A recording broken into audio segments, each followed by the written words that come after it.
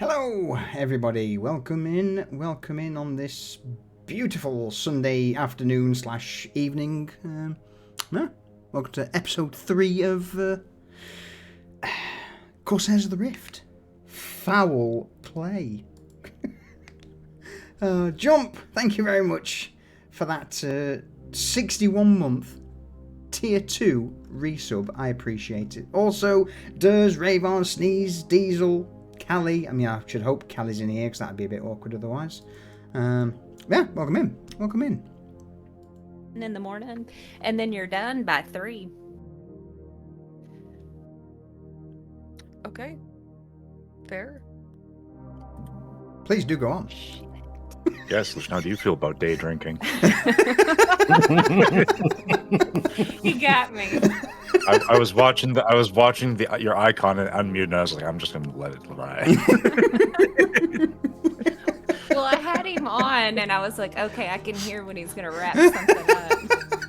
No, I saw it coming a mile away. He's like, he's gonna catch us. And he caught just the tail end. So frustratingly, I am unprepared this session. I have no ice. My usual solution rum glass that Lee and Catherine got is currently dirty. So I'm literally drinking the rum neat from a little wooden cup.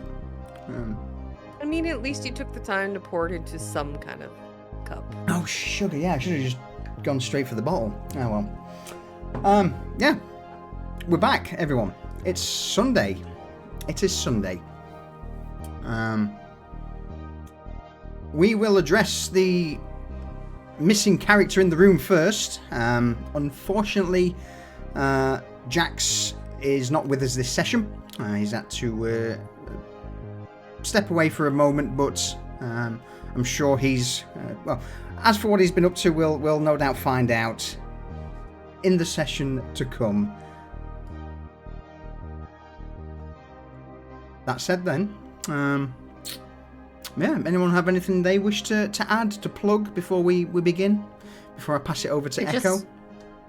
I just want to say that I'm pretty sure Jax's whatever he's been up to will probably end up costing us a lot of money, or we'll have a new spaceship. Either one. Maybe both. Who knows? Maybe that's why we have no money. No, You bought us a new one.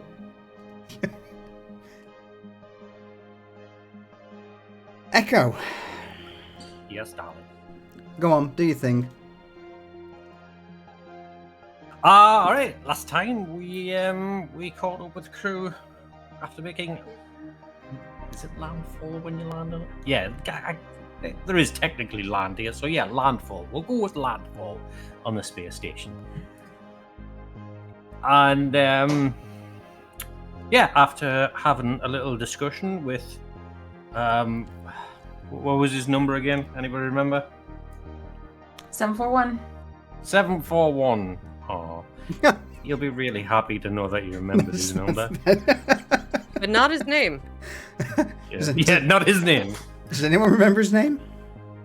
No, fuck that guy. Gobby. Okay. Yeah. He had a name?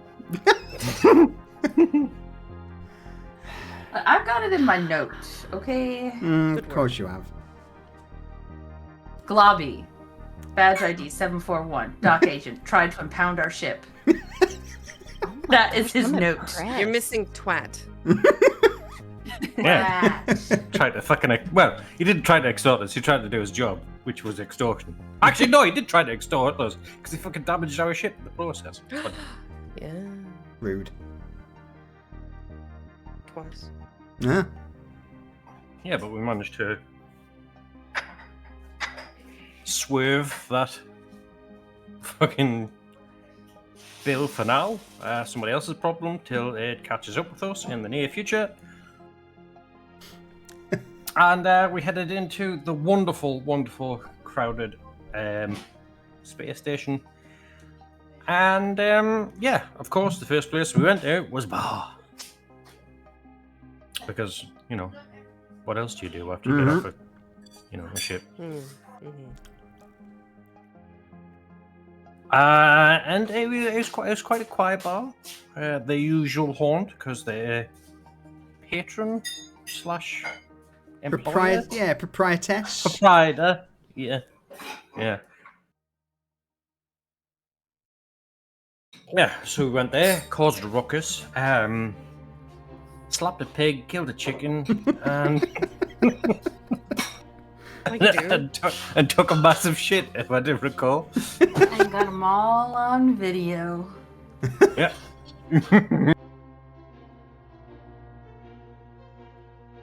Sounds like a great night out. So yeah, we caused a ruckus, as you do. Indeed. Talked to the squiddly diddly man himself. Yeah. Mr. Slaben Quen, a middle management of Mule Galactic Reprocessing. And he gave us the gist of the job. Not what was in the case or anything, just where it is, who to talk to get it, blah blah blah. Take it here. Sort of need to know fucking basis. Mm-hmm. And then we're like, all right, okay. So we went back to the ship, relaxed, recharged, hacked up a chicken, put it in cold storage. Bit of foul play. Bit of foul play. And then woke fresh the next day to go to retrieve our prize. This so-called crate. So we head to the hangar. No, it was a storage of the hangar. Yep. 46. Yeah. And we get there for it to be all locked down. And our little rodent friend? Yeah. She's rodent-esque. Possum? Yeah. Sort of possum rodent-esque in appearance. Small, about 2.5, 3 foot. Horror. Yeah. So Hara was like, yeah, it's locked down and there's Holy people shit. inside, I can't get in. Oh man. You just destroyed everything. Go all around.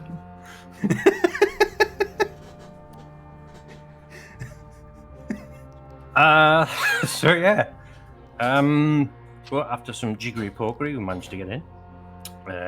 Broken the door, and then, as you do, combat commenced as people were trying to be sneaky beaky people and get to the crate before they were supposed to, or trying to liberate it for their own goods. Who knows? Because we fucking killed the shit out of them. Yeah. All bar one. One or two. Oh yeah, there's one still alive. Yeah. So whilst we've currently got the clattering of the universe behind Echo, does anyone have anything else they wish to add? Some drilling as well, why not? It's 8:20 at night.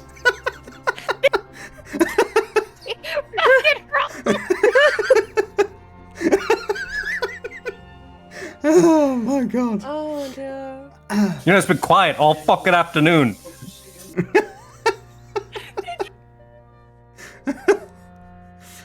Ah, dear me.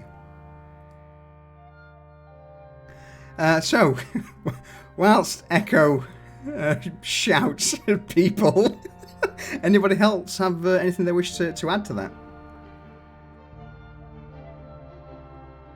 Sounds about right. We cleared out this cargo bay and we have to find our bogs.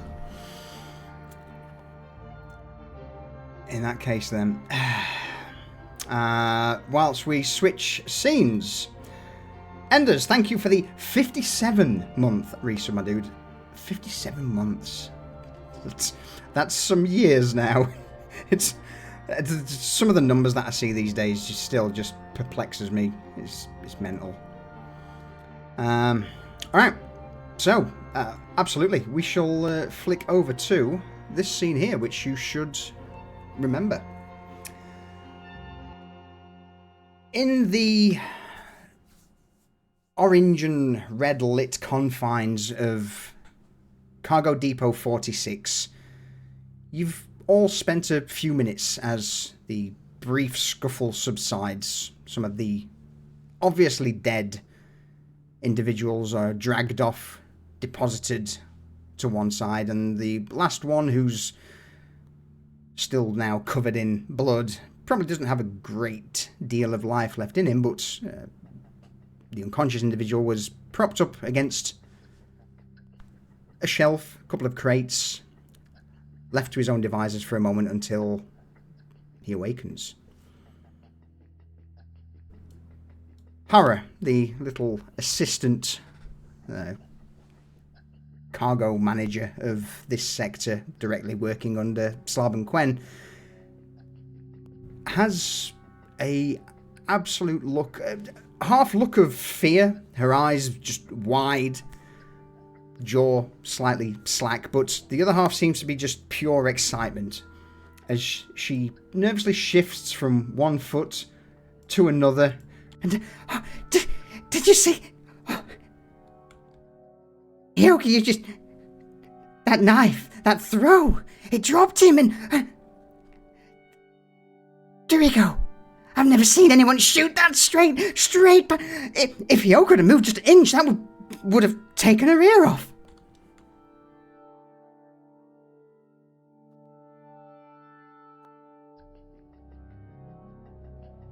I'm gonna give Hara headbutts and she'll be like, "Oh, okay, you need to calm down."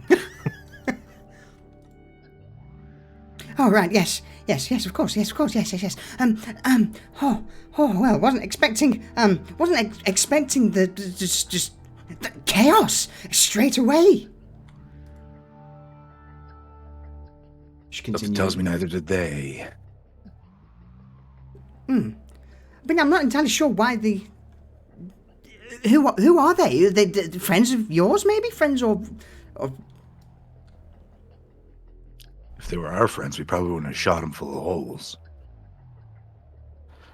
Well... This small rat creature looks up towards you, Hyoki, eyes wide, bit of a smile, and... Oh, well... Could you do more? Like if someone was bothering me again down here, can I... And she just reaches her bracelet towards you and the holographic display flings up. Can I get your contact details? Just for future reference?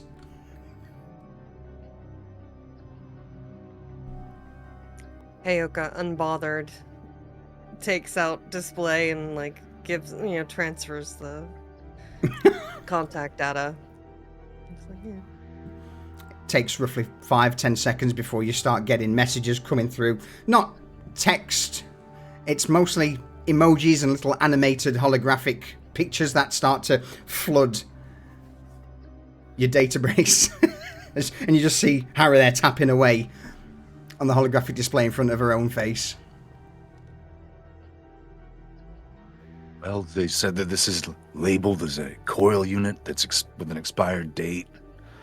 And Dirigo's thinking it might be in here, so he's going to walk over to the store to take a look. Alright, you have a peer in, and this is the cargo elevator that ascends up to Dock 46. Hara just peers round from Hyoki.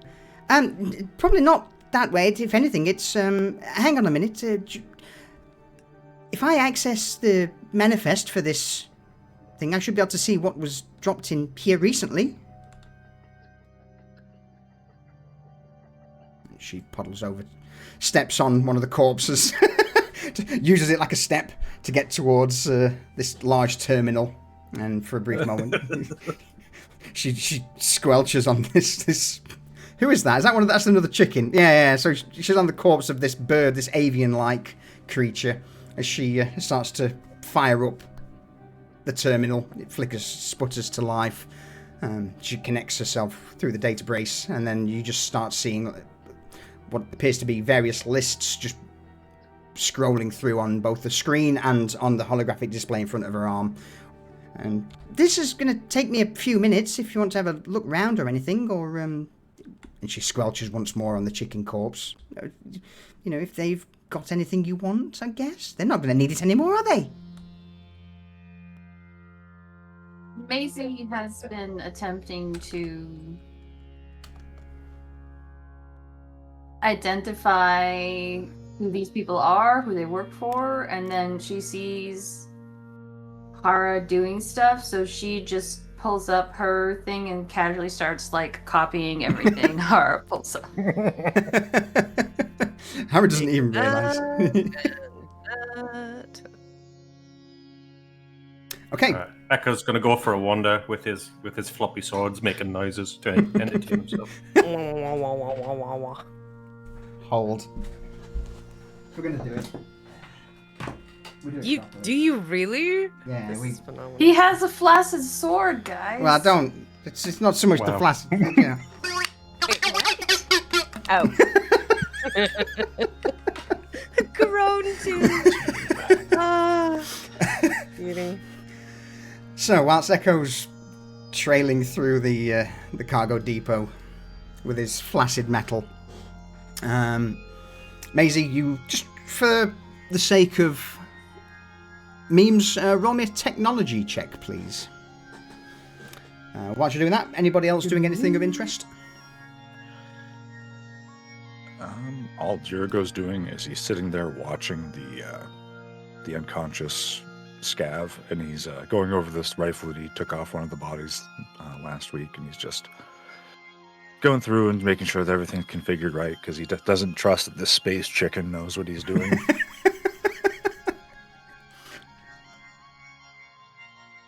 Okay.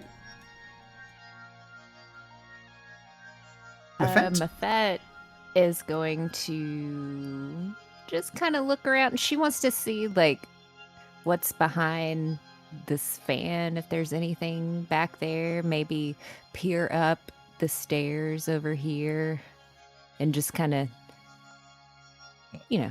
just peer around. Yeah. Isn't that just like one of those things you use to access Yeah. the top shelf? Yep. Listen, she has nothing better to do. All right. In that case, then let's do a little thing, shall we? Where's Echo? No, he's down there. So we'll go with 1, 2, 3, 4.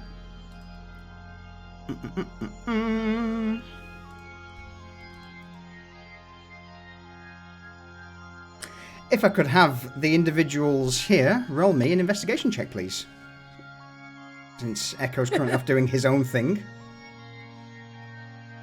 We'll come back to Echo in a moment. God damn it.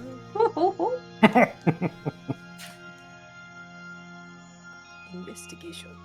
You can just click on the... so on this, where your portrait is, if you hover over the circle, Hyoka, on your portrait in the middle, and then click that button, that'll do it.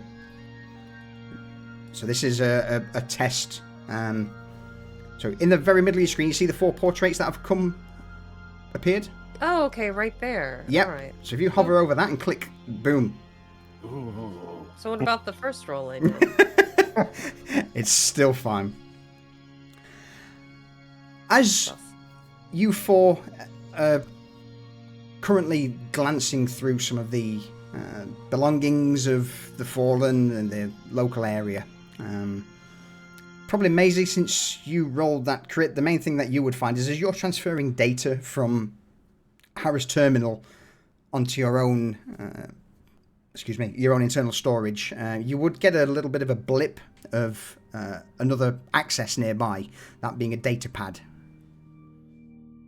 And with a quick glance around, no doubt you'd know that there would be a data pad on one of the corpses of the individuals. As for you, Mafet, what you see appears to be a old mattress, a couple of pieces of food, containers, cans, a flask. It seems that someone uses this corner of the cargo depot as their living space. And they've been here for a while. Oh, absolutely, yeah. There's little pictures plastered all around on some crates and on the wall near the fan. What did you roll? A 14. They are very rat-like in nature. The pictures are rat-like in nature. Yeah, it almost looks like Yeah. small hand-drawn doodles, little pictures that someone scribbled and then stuck on their wall in their little living space. She's gonna collect them. Okay. Like you do. Yeah. Well, you never know. Like, you may run into something and you need to... Is this the same person? Ah. No, yeah, completely fair. All right. Hioka, there we go. You two would not notice anything immediately. Nothing. As you glance around the room, the individual you're looking over, there we go, is still out cold. It's slowly starting to stir. You see the jaw move ever so slightly and a tongue lull out, licking the lips as one eye opens first, followed by the second. There's a brief blink, but no immediate recollection. It's almost like someone just starting to come round. For you, Hioka, you look around and it just seems to be stacks upon stacks of crates, of containers, of barrels, scrap, useless things. All of them have little codes, small panels on that are used for identification, but nothing immediately catches your eye. Even just looking at where some of the shelves have been pushed aside, some of the items thrown out onto the ground where the scavengers were looking, it seems whatever they were looking for, they too haven't found it yet.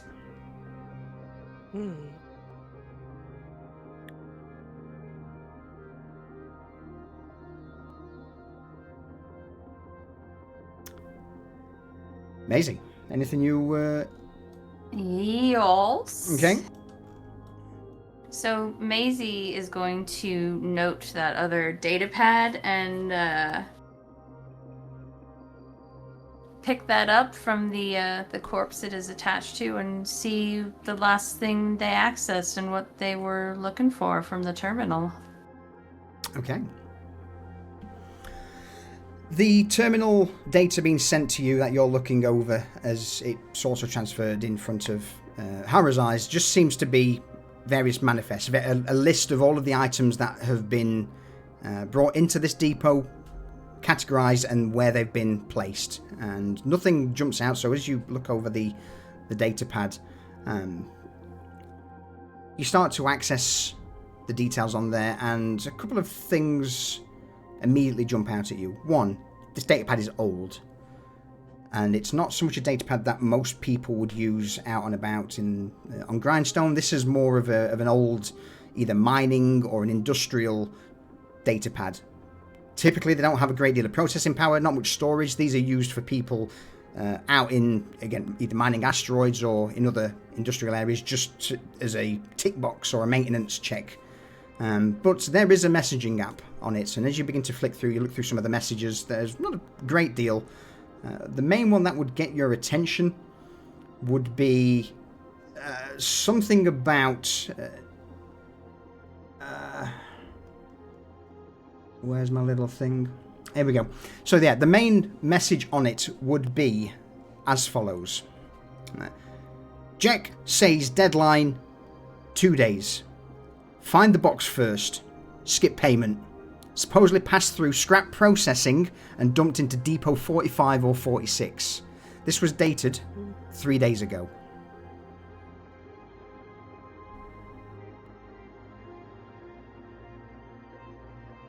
Does any of that sound familiar to her? The name, was it Jack? Roll me. Let's have a look. I'm going to say that's a law. If you say the name out loud, if everyone nearby, so basically everyone bar from, it looks like Echo and... yeah, just Echo. If you wish to roll me a law check. Lore. Yeah, so she'll say out loud. Anybody ever heard of a Jack? That is what you said, right? It is indeed, yeah, Jack. Jeck. Okay. So Are the dice going to show up in the middle again? No. This one's so this time. This is just a normal roll for me, please. Do we all need to? You're nearby roll when she since says said Jack. that out loud? I'm gonna roll it too. Okay. It's going to be a 20 session because Dorigo's also critted. God damn. Wait, hold on. I didn't roll the right one. Hold on. I need to do a lore check.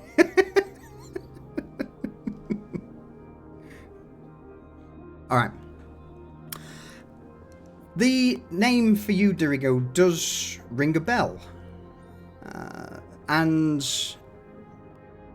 I'm also going to say Maisie with a 23. A name of a scavenger group known as the Rung Cutters has been passed around a few times. They're not well known as a big rough and tumble sort of scav group. They're more opportunistic pieces of shit. And the fact that potentially Jack's involved in securing a Hellion, a corporation, that he wants to buy it, you get the impression he's not the sort of individual who would have that sort of money.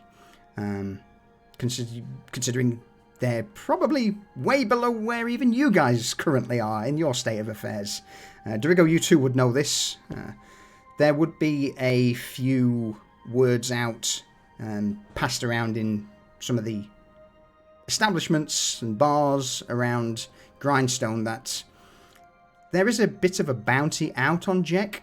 Not an official bounty by any means, but there are a few individuals who would be happy to pay credits for having this scavenging POS out of the picture. See that name? Looking over at Maisie, because she's the one that said it. And now that I've said it out loud, I know I've heard it before. And she kind of like holds the pad over and shows him the message chain. What do you make of that? Oh, he didn't want to pay, so he was going to steal it. There's a few other details that I'll pass on quick as you both, or again, all of you begin to look over the details. Supposedly, Jack had, one of the messages warns the scavengers in who you've just murdered, that anyone else sniffing around here would be considered competition, and that this group needed to act fast to secure the crate. And another message seems to insinuate that an individual by the name of Eno isn't to be completely trusted, as he never brings in something called clean shipments, which you imagine is not so much code, but this Eno buyer, this client, isn't typically known to be one for giving the goods as described. So he'll sell you a lemon without thinking twice of it. Mm-hmm.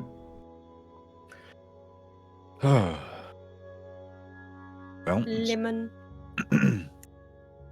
so they were going to come here and take the crate rather than wait a couple days and pay for it. So they've already broken the deal.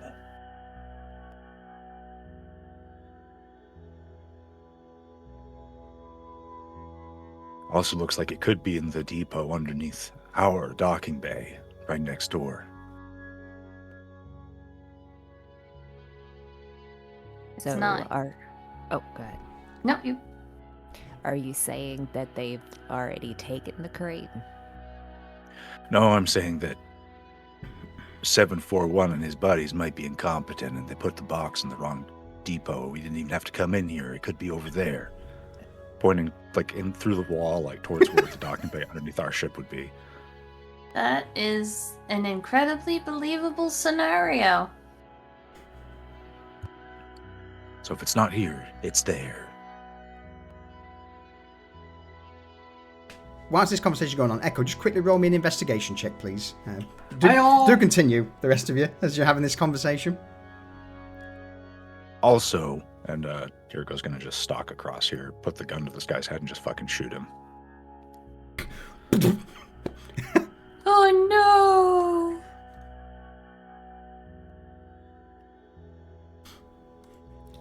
Yeah, Echo will be like, is everybody okay? There's one where they're like, He was faking being asleep, and now he knows too much. Oh, Okay. whoops. So she's gonna, Maisie's Diergo gonna... doesn't know that he was faking or anything. He's just saying that. Maisie chooses to believe him. Maybe that's why I felt a little nervous.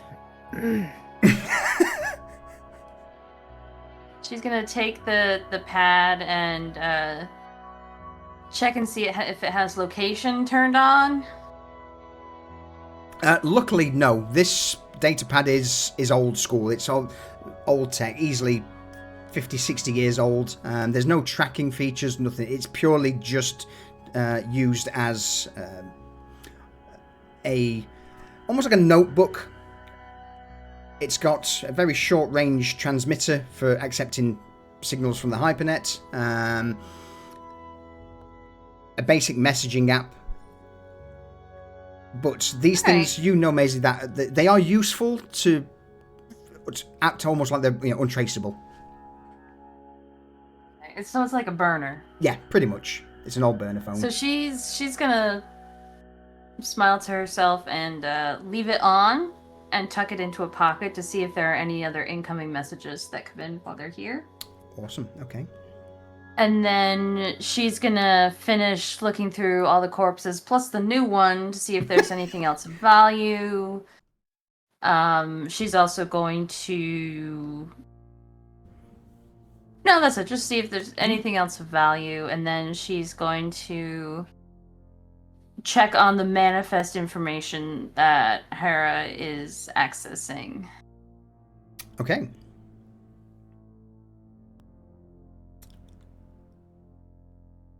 There is a spare kinetic pistol that you would find if anyone wants it. Just move your token next to it and click on it and take it. Let's find Echo. Where is he? He's over here. Just wondering. What's Echo been up to whilst the rest of the crew have been conversing? Well, he knows this crate is it had Helion stenciled on it, right? Yep. So he's just looking for a Helion crate. He's just dancing around, wobbling his fucking swords, going, "One of these is not like the others." Yeah. Yeah, so he's just dancing about, making funny noises, looking for the crate.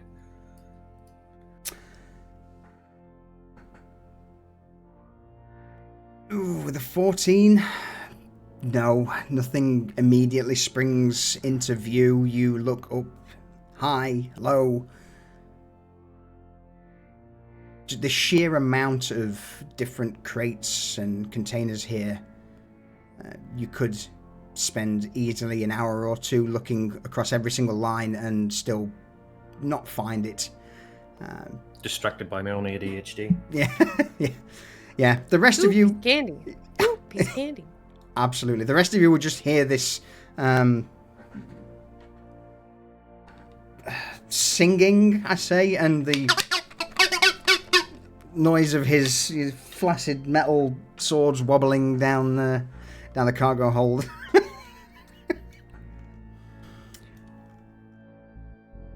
It's actually on you, Maisie, as you're currently scrolling through the data. Hera stops for a moment and you just hear a, that's unusual. These have been changed. So things have moved.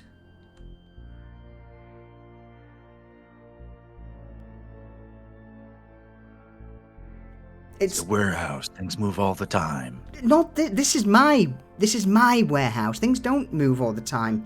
Hence why they shouldn't have been in here. This is look. And she'll transfer in fact, before she even manages to transfer anything to anybody, Maisie, you would immediately pick up that there are a couple of timestamps that don't seem to match up. One of them being a crate industrial core unit expired. That supposedly came in 4 days earlier than when Quen and when Horror, who was the one who brought it in here, said.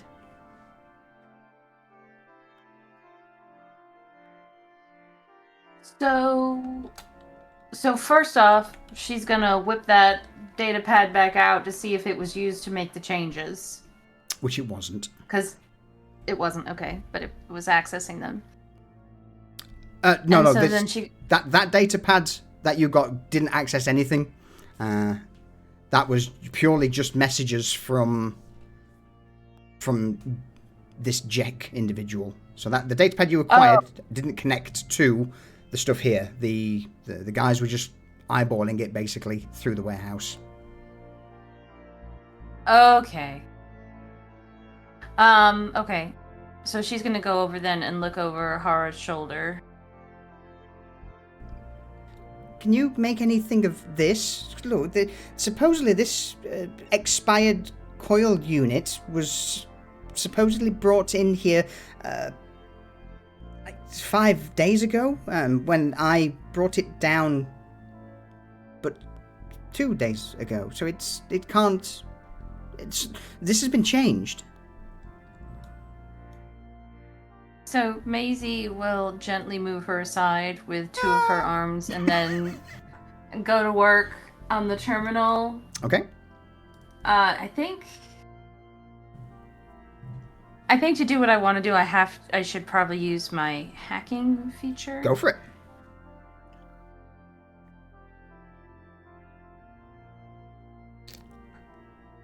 So she's gonna try and reverse engineer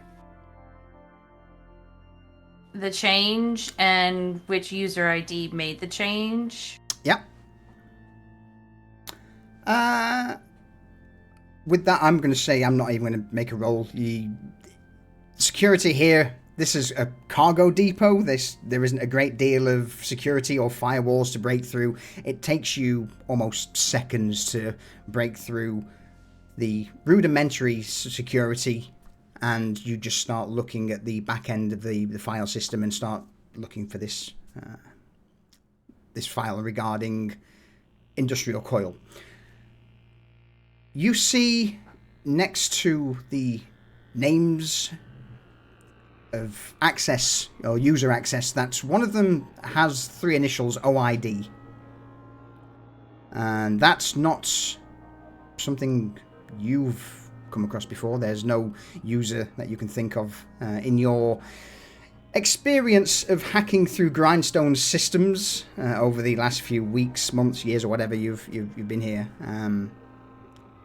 This is not a username in the regular sense. Normally you would get a string of, for example, a surname or a first name, a string of numbers or letters. This just OID.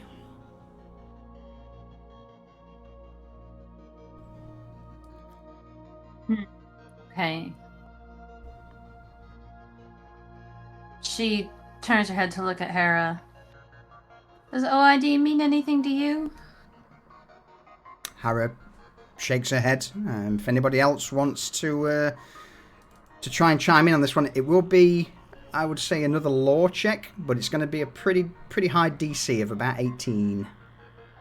It doesn't mean anything to Maisie, does it, based on her past? Correct. And Yeah. Okay. I'm no help. Shocking. I'm unlikely to be of help, but I'm willing to try. You may, it may work. Did not. Did not. The shot. Well, OID. No one's heard of it. The one thing sounds like an abbreviation. Yeah. The one thing that you would understand, though, Maisie, is that whatever this OID is, it's almost acts as an override, like an administrator account. Corporate ID. Definitely a corporate ID.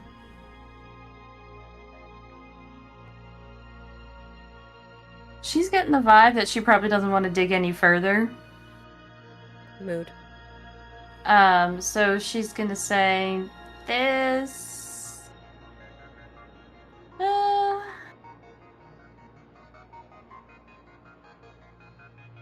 Feel like we may be slightly in over our heads here. Let's find the damn box. All right then. Let's get this job over with. Hearing that, Dirigo's gonna start going over this way. Just start looking around because he knows the echo went off this way somewhere. Maisie's gonna disconnect and erase any evidence that she was digitally at the terminal. So. And then go over here. Oh, no. You hold right there. Oh no!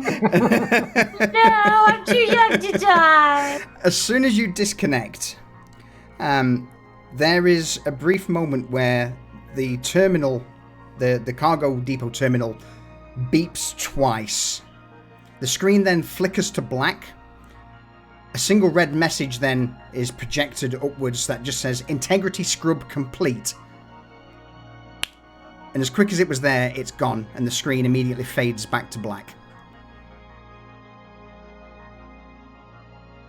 Do I know what that means? Roll me a tech check.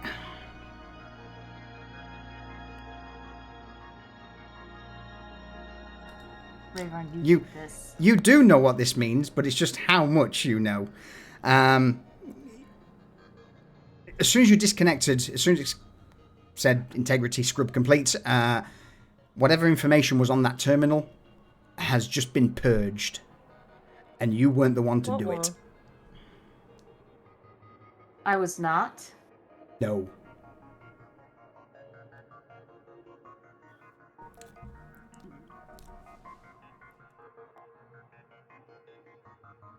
Ruh-roh.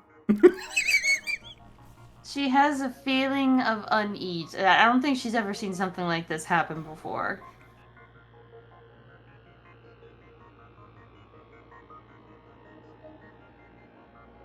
Yeah, you have purged systems in the past, and it usually takes a little bit of time for it to delete all files, folders, so on and so forth. This seemed to have been immediate. The terminal's been bricked, everything cleared, and then switched off. And that wasn't the command you issued to that terminal. So that's all I can say with a 9. So back to you all. What you're up to? Looking for a box. Yeah, Maisie's. Sorry, Maisie was. I was gonna have her go and look, and now she's just kind of like standing there, like shit. Go ahead, sorry, Mafet. Mafet's gonna turn to Hara and put her cigarette in her mouth and get those portraits out and say, Hara, is this your relative? Is this your relative? As you take the pictures out and show them, Harry just looks up, immediately tries to snatch. What are you doing snooping around my room?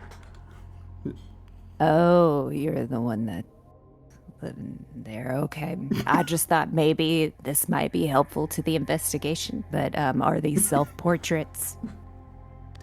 No. See, that's my first. And it's now you realise, Mafet, that every single person in this picture isn't the same person drawn. It's now her entire family line. And there are at least 25 to 30 of these crude drawn, half stick, half rat-like looking, and she spends, or at least begins to spend a considerable amount of time detailing out her family line to you. This would no doubt give Maisie and Hyoka time to depart if they needed. So this is my first brother. Do, do. This is the second and third. That's Look at this Hona. box.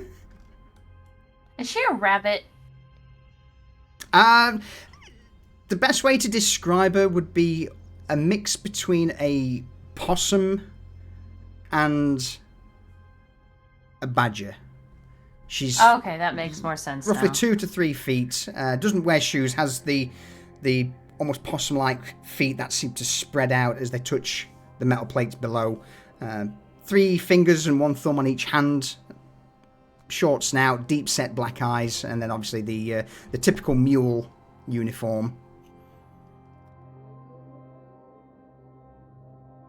After a while of searching, this constant chatter in the background between Mafet and Hara, Echo, Dirigo, Hioka, at the same time, you would all hear a soft, subtle beeping. One of those beeps that at first, was that really there? But as you all begin to navigate your way through this maze-like confines of the cargo depot, eventually, yes, there is a beep coming from somewhere. And for Hioka at least, it would sound similar to the beeps that were emitted from the terminal before it turned off and Maisie lost her shit. Not to Anybody else derail- hear that? Okay. What?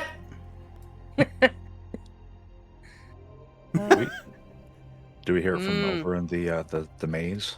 Yeah, absolutely. It would appear to be roughly up yonder. But whilst you're moving, we'll go back quickly to Mafet. What was that, Mafet? No, I go was on, gonna derail. say, would Crack on. Yeah, I wanted to ask, like, whether you're going for the beeping sound. She would have interrupted Hara to ask, when you were looking at that for that inventory that has a mismatch, did it have an inventory number? Like, where would we look? Because, you know, most inventory would, like, if you're looking, would have, like, where they place it if it's organized. Are they organized? Are you saying that I don't organise my own cargo depot properly? No,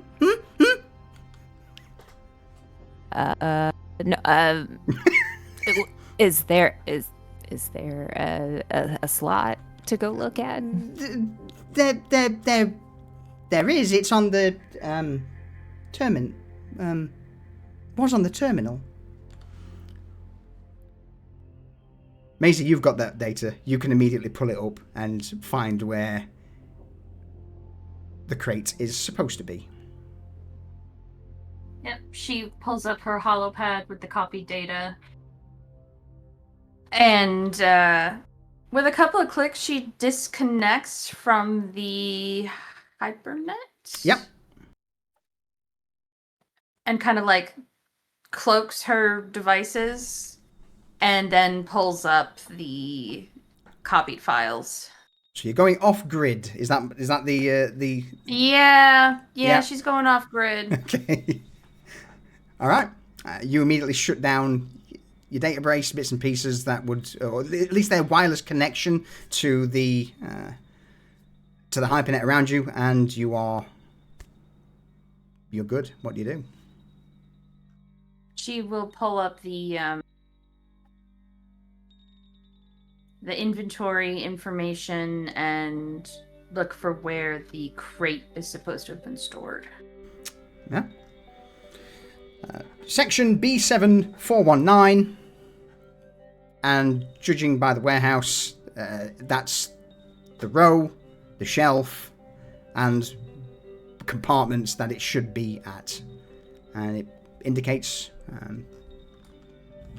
basically over the top here Where the beeping's coming from. where the beeping's coming from. She turns around and she starts walking towards the location, and she's like, oh, "You've got to be kidding me!" Which at this point, by the time you arrive, yep, go on. Dirigo he hears the beeping. The reason he was kind of hanging back, he is trying to check if it's a bomb. It's That's why I moved over to the side. I was like, freaking solution. Yep. He hears the beeping. He is like basically his entire personality is an action movie, and there's something beeping. He thinks it's a bomb. So he's trying to see if it's a bomb before everybody is creeping into the area, but obviously they're getting there about the same time he is because he's being really, really careful.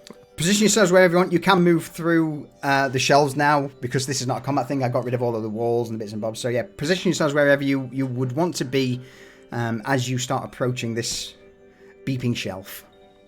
You motherfucking look at that fucking people Oh, phone. stay right there. Okay, Echo oblivious to this. He's like, I found the beeping. You say it was on the top shelf. Yes.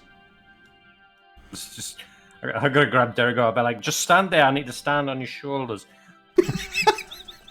Why are you standing on my shoulders? You're twice my height. Yeah. And Dirigo's gonna scramble up the shelf. Like, he's gonna climb up this side and look over to where the beeping is. All right. To the top of the shelf, you look down, you see a multitude of large crates, and this beeping seems to be coming from almost, not so much buried, but underneath a couple of other crates that have been brought in. You see a large, roughly 3 foot, 4 foot long crate, 2 foot wide by 2 foot deep. A black crate in nature, sort of like a blackened metal with a red H that seems to have been haphazardly spray painted over.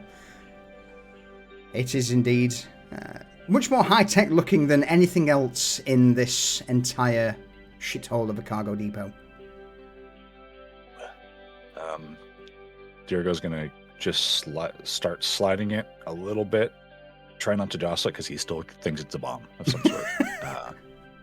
If the beeping starts speeding up, he is going to let go of it and run towards the entrance. Roll me an athletics check. Or would this just, or do you want to go something a little bit more deftly, like a sleight of hand?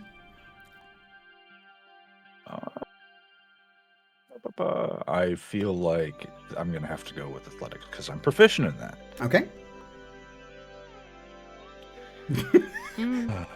So 9. 9. The beeping doesn't increase, but there is a brief moment where, as you're pulling this crate,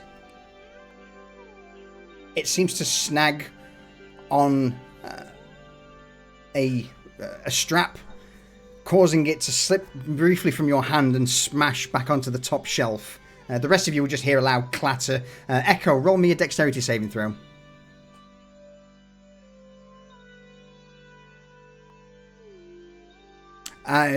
You've got a crate coming towards you. What do you do as it falls from the top shelf? This crate is pretty large, roughly 2 foot by 2 foot squared.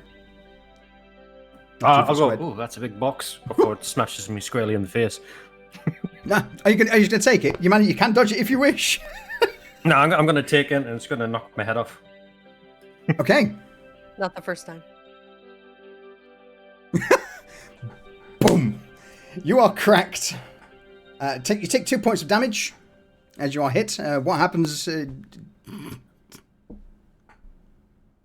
your head fly off?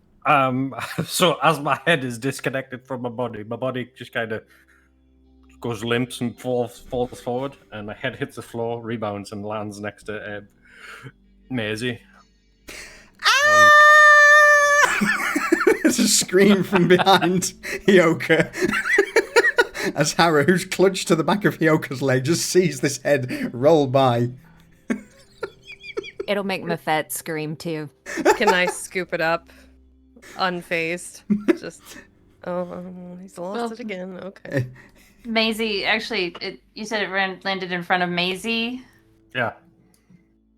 She's gonna pick it up, hands on either side, and hold it up in front of her face. And just say to Echo, really need to learn how to dodge. Well, I wasn't expecting him to just throw it off the top of the shelf. Oops. And she tucks the head under her arm, face in her armpit.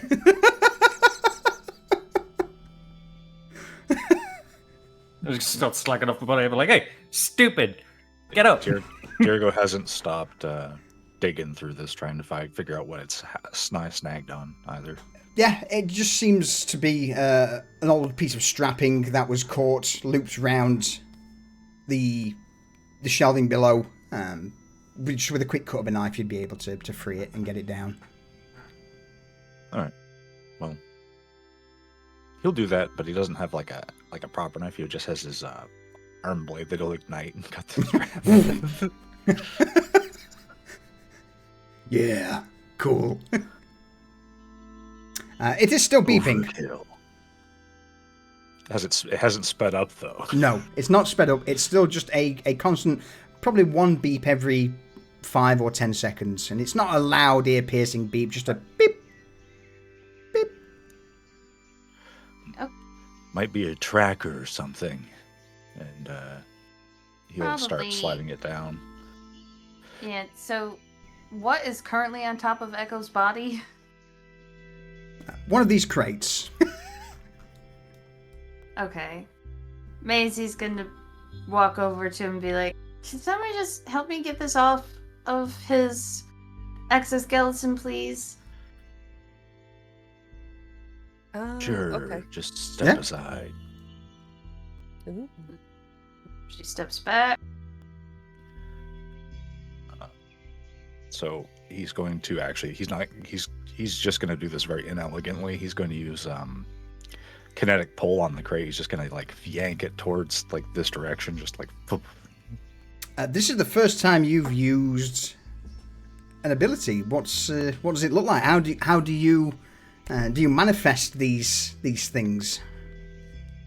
Dirigo has powers, but they are not elegant at all. So he is a being of brute force, just in mind and body. Even though he's not much of a brute himself, like physically. So he's going to use kinetic pull on the crate. So what he does is he reaches his hand out towards the crate, and he kind of pictures just grabbing and then pulling. And the way it actually manifests to anybody who's looking is it seems like a kinetic distortion. And people who have been in ships won't recognize it necessarily, but it's the same kind of distortion that happens with the gravitonium drives that propel matter through space. Mm-hmm.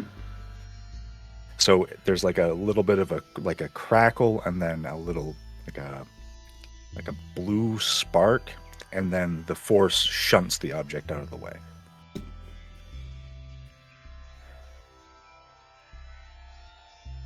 Awesome.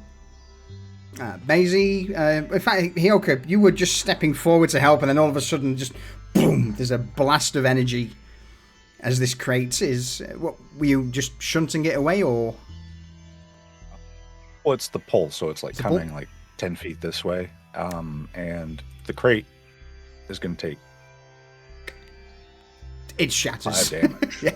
This metal crate, just as it hits into the shelves, there's a loud bang, a big dint, and all of a sudden, skittering out of the crate onto the floor, just seems to be these small silvery packets.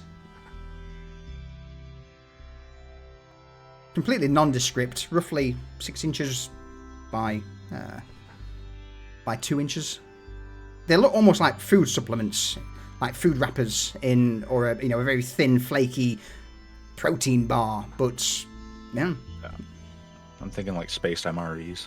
Yes, that's exactly what I was thinking. yeah, they look like that, but there's no branding. They're just silver, completely silver packages throughout. Space drugs.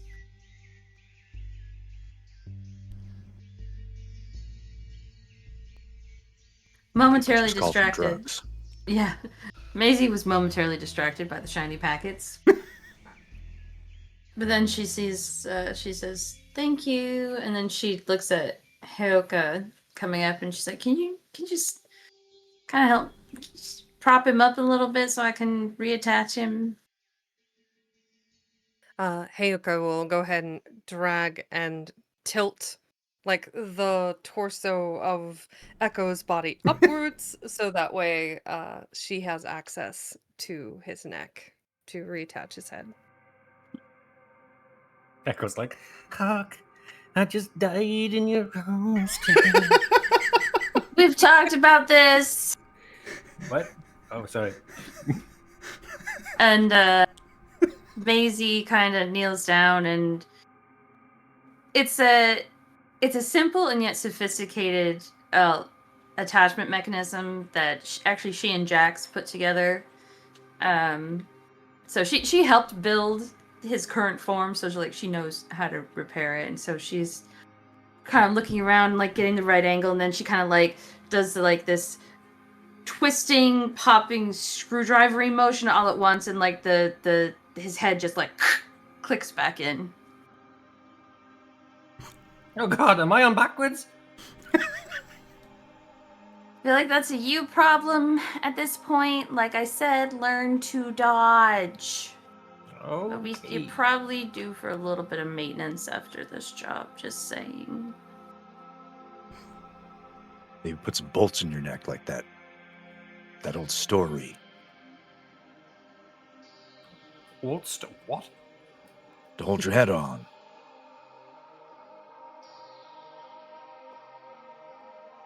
What?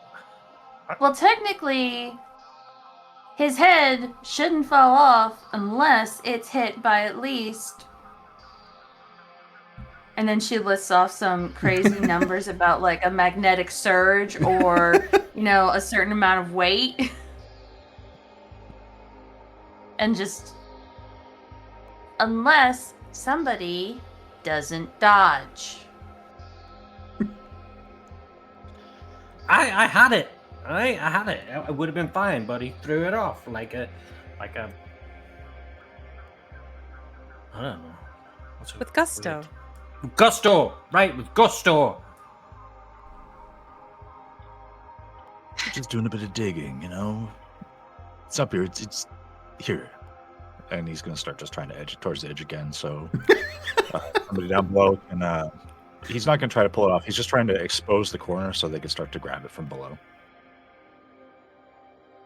Oh, this time, gingerly, I'll reach for it. And Maisie will put 2 arms into the effort as well. 4 arms. All right, Echo, Maisie, you're getting it down. Anybody else helping, or is it just you two?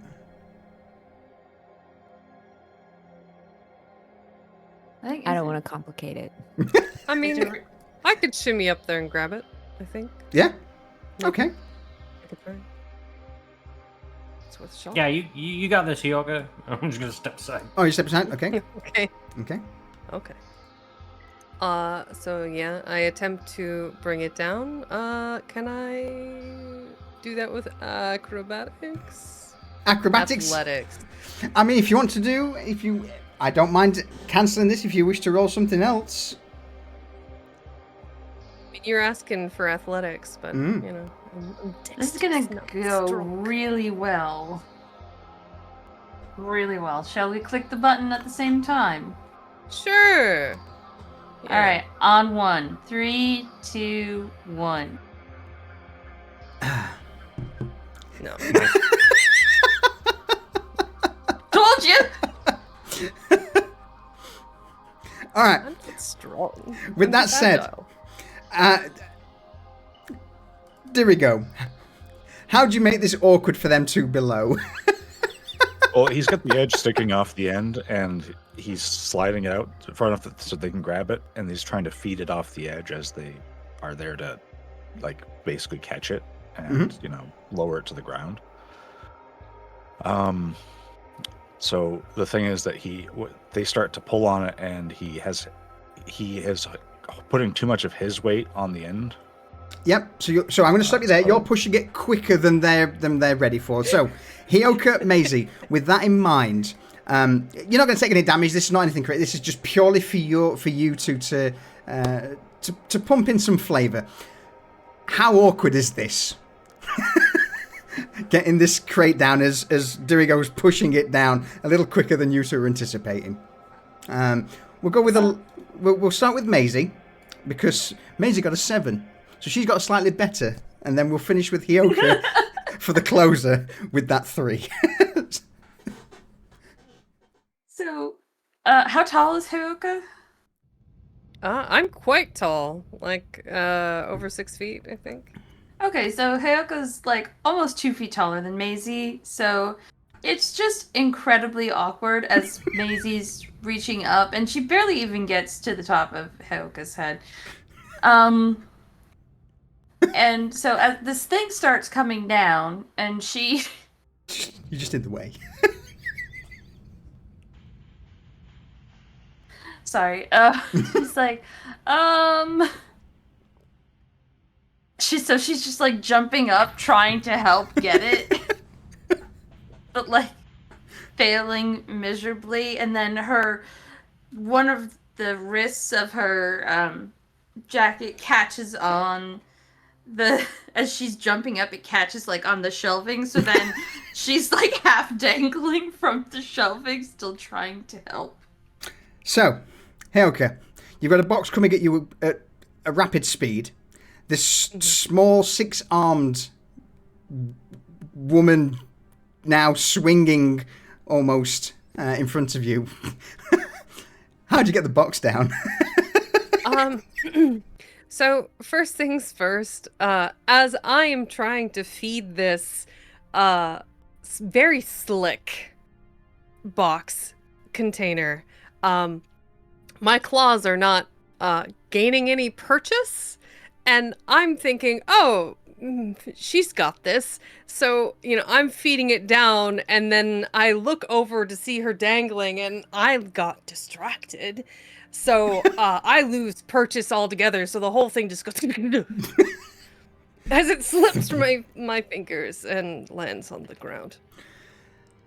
There's a heavy thud that echoes around the cargo depot as this crate clatters. Doesn't break. No dents. Yes. It just hits the decking. You all pause, take an inhale, or at least those who breathe. Beep. Beep. Beep is still going. Real smooth, guys. Yeah, make sure you don't get hit in the face. At least I didn't lose my head over it. At least mine can be me untouched. Oh, I don't know. I might not have my head in the game either. Can somebody help me down? Please. 6 arms, and you still can't give yourself a hand. She's like on tiptoe on one foot and like the other one barely scraping the ground. I'm going to kneel down and like give her purchase up onto my knees so she can like lift herself off of this post. Thank you. Mafet, you've been quiet this whole time watching this situation unfold. What have you been up to? She's just been in the corner not feeling confident because nobody else feels confident. So Virgo always feels confident. You're just making excuses. well, there's 3 others here that are overriding your emotions right now. Plus there's Hara. Yeah, just seeing a head roll by. 5 guys brutally murdered. There is certainly a raging storm of conflicting emotions within this small creature. Where's the maglev or whatever it is? I'll get it. Hara immediately scoots off back towards the direction of the elevator. All right.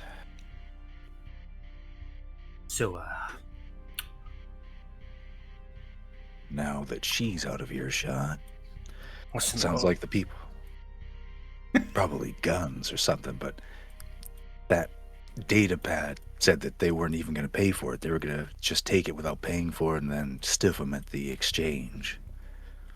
So we're delivering a package to some people who aren't going to fork over the cash. Oh, yeah? But he's Solari. Solari's such slime balls. Probably is a Solari. Yeah, fuck that guy. Thinking of Jack. Yeah, Pretty yeah. sure he's alive. Yeah. But then, just so, and I don't think Slarbin's gonna want to hear that.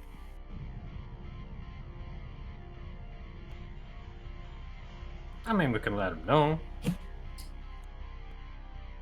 Well, he thinks this deal is gonna make him the next up and comer of Middle Management Incorporated. Yeah, but he also has tentacles for hair, so. I don't see why that should be against him. Yeah, what do you have against tentacles? Just casually, like he touches very absentmindedly touches the side of his head, like where the fins are that look a little bit tentacly at the top. And just... Don't worry, Durgo. Yours are functional. They're gills. He just has decorative tentacles on his head. Like, what's the point? Fucking organics are weird. I mean, I it's a have mating quills. thing.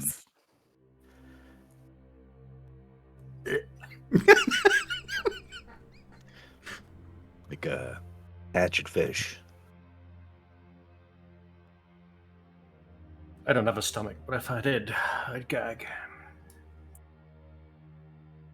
About Dorigo's gills. Yeah, sure. Sure. He's gonna climb down. Okay, well, and he's trying to look around and see if Haru's coming back yet. We should probably talk about it once we get the package secure. You would hear some muttering and shouting, something about a pig being on top of the trolley, and some huffing and puffing, and then the shout, "Okay, I've got him off. I'll be there in a minute." You imagine you've easily got a couple of minutes before Haru turns up. Anyhow, what are we gonna do with this thing if they're just gonna not... Well, they're not gonna pay. Jack doesn't have that kind of cash. He's small time.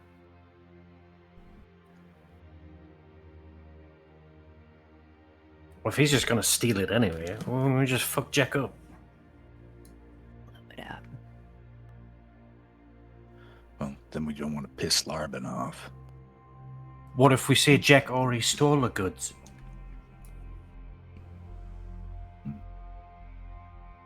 Huh? We got 5 dead bodies saying that's already gone. Isn't there a bounty on Jack? There is. Bounty? Is it a dead or alive bounty? oh, I'm feeling the confidence and the energy, you guys. It's increasing. I'm feeling good. I'm going to dive in quick. Hyoka, do you have some way of checking, let's say, officially posted bounties on the station? I do believe I do. Excellent. What I will say is that you would certainly know that this Jack is not an official bounty that's been posted through your network. And as mentioned earlier, Maisie... It's not a sanctioned bounty. Correct. It's a black market bounty. It's an under the table. Certain people would probably pay if they found out he was dead. I'll go ahead and relay that information to the rest of the group. It's like, it's not, above board, and there's a chance we don't get paid, but... Just find there out are who those people are. Yeah.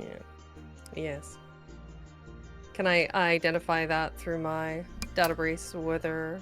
At this immediate moment in time, no. It would take a little bit of time to send out some individuals or some contacts to find out who would be paying. So you could send a message. Just hear coming.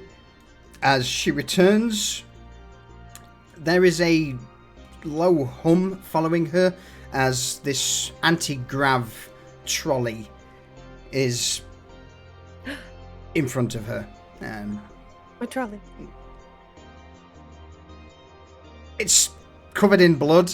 There was an attempt made to at least wipe or scoop some of the blood off. So some of the gore has been removed, the streaks remain. Yes, absolutely. Okay, it's I would say sorry for the mess, but you caused it, so Vroom. With the blame game already.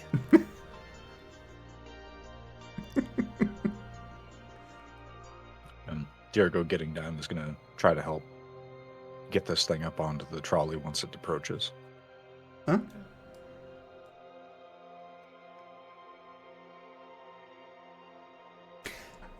So, as you are all now discussing in the process of loading this cart or this crate onto the anti-grav trolley, shall we have a quick 5 minutes refill and toilet break, and then we can decide on what we're doing with said crate? Sounds good. All right. In that case, then, be right back. Ba-da-da. And I can also take this opportunity and Boxy, thank you for that 8-month resub. I appreciate it. Thank you. And good to see you. What's in the box? Also, Just Smith. Who else have we got in? Who else?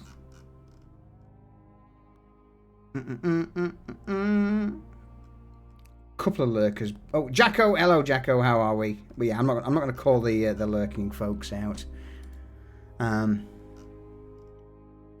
Who knows what the beat will be? We shall find out shortly. On that, though, I am going to grab myself a refill on the water and the rum, because normally I drink twice the amount that this wooden cup's got. Proper Jack. Damn it, my dude. Casually strolls in, throws 5,000 bits. Prepper Jack. Appreciate it. Thank you, as always. Also, hello, Yeti. All hail the rum. Man.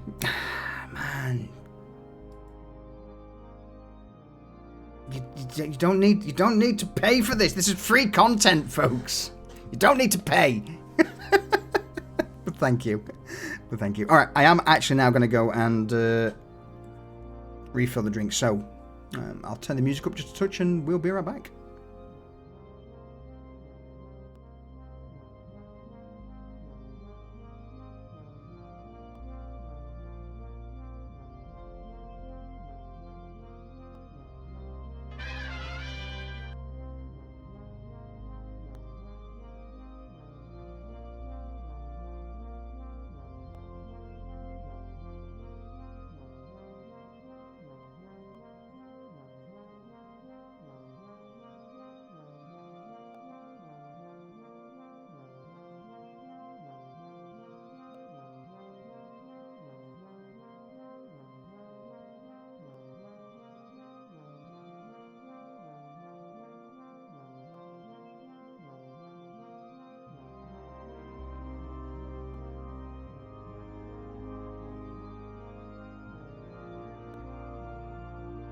Back.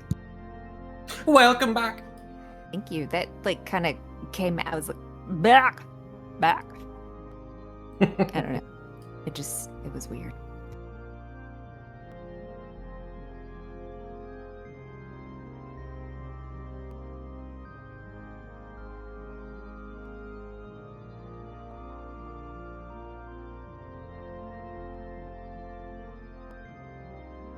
So does that mean that your head is detachable, It is. now? Oh, If it wasn't before, it is now. We could use that. We could. Yeah. Maybe I could roll it like a bowling ball. I'm thinking you kind of maybe put it on a stick, like, and you want to see like over things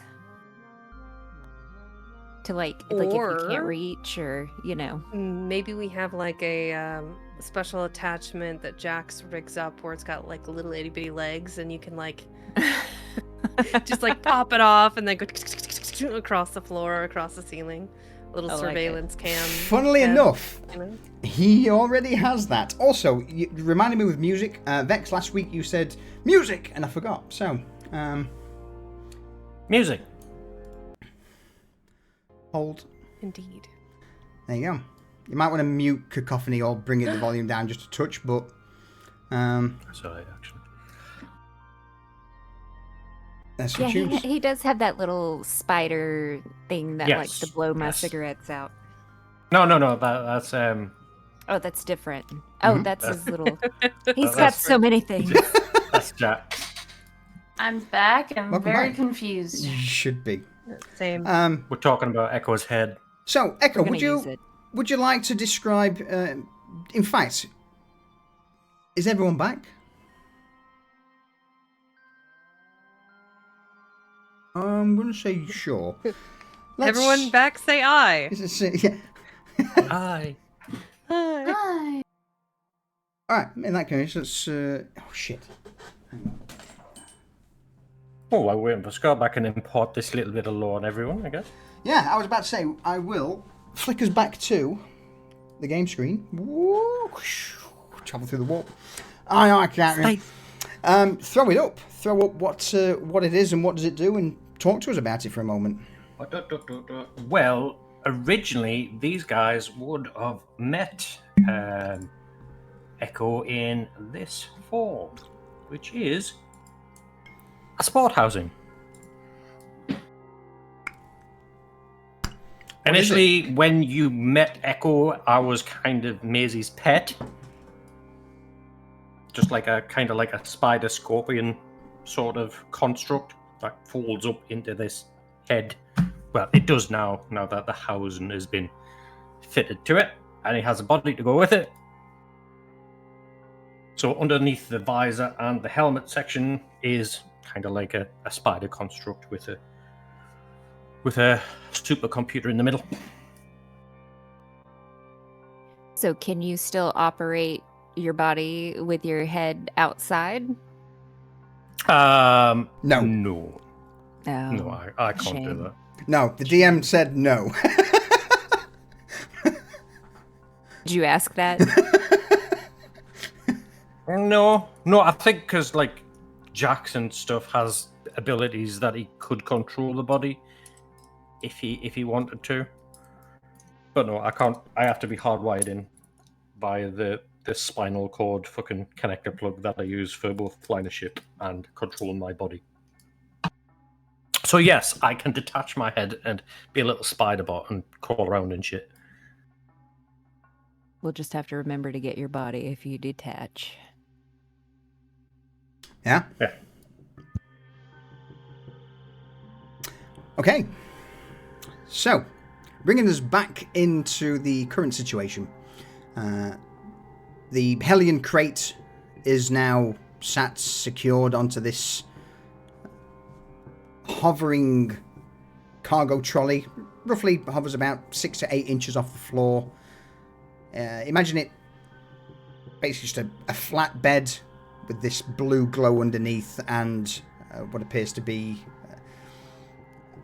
the way I imagine it is almost like a Hoover as the initial support shaft that pops out from the end with 2 handles on. In fact, the best way to describe it, you know the floor the circular floor cleaners? A Roomba. Yes, like they Not- used to buff the floors. Absolutely. Imagine it as one of them, but rather than a circular base for buffing floors, it just extends out into a long rectangular platform for moving crates, basically.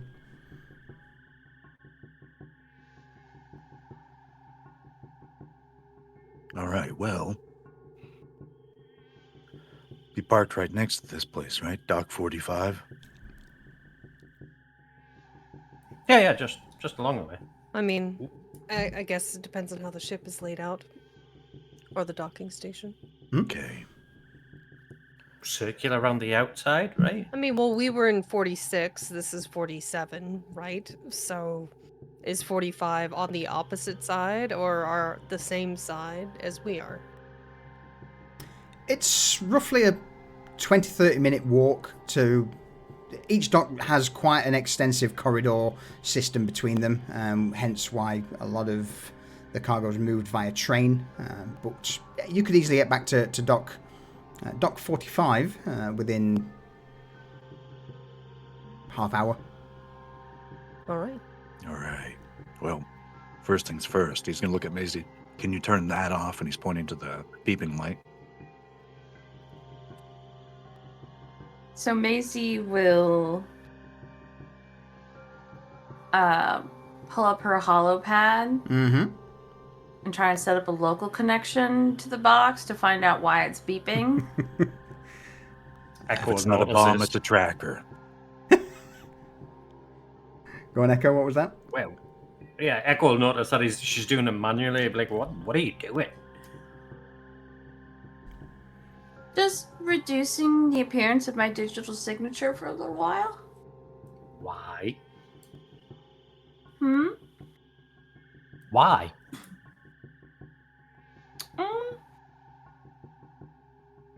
She kind of looks over at Hera and she's like, just if Ara catches the drift and sticks her fingers in her ears.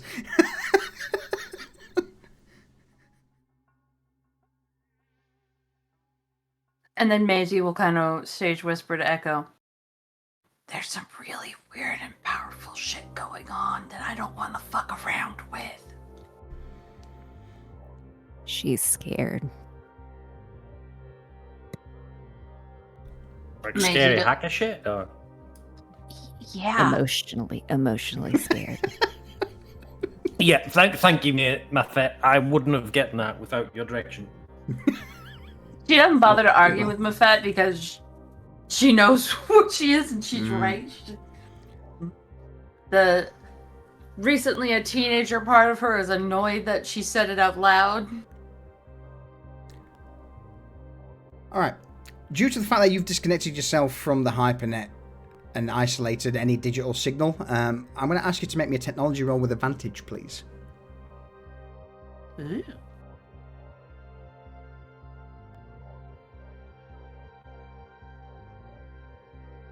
How do I do that?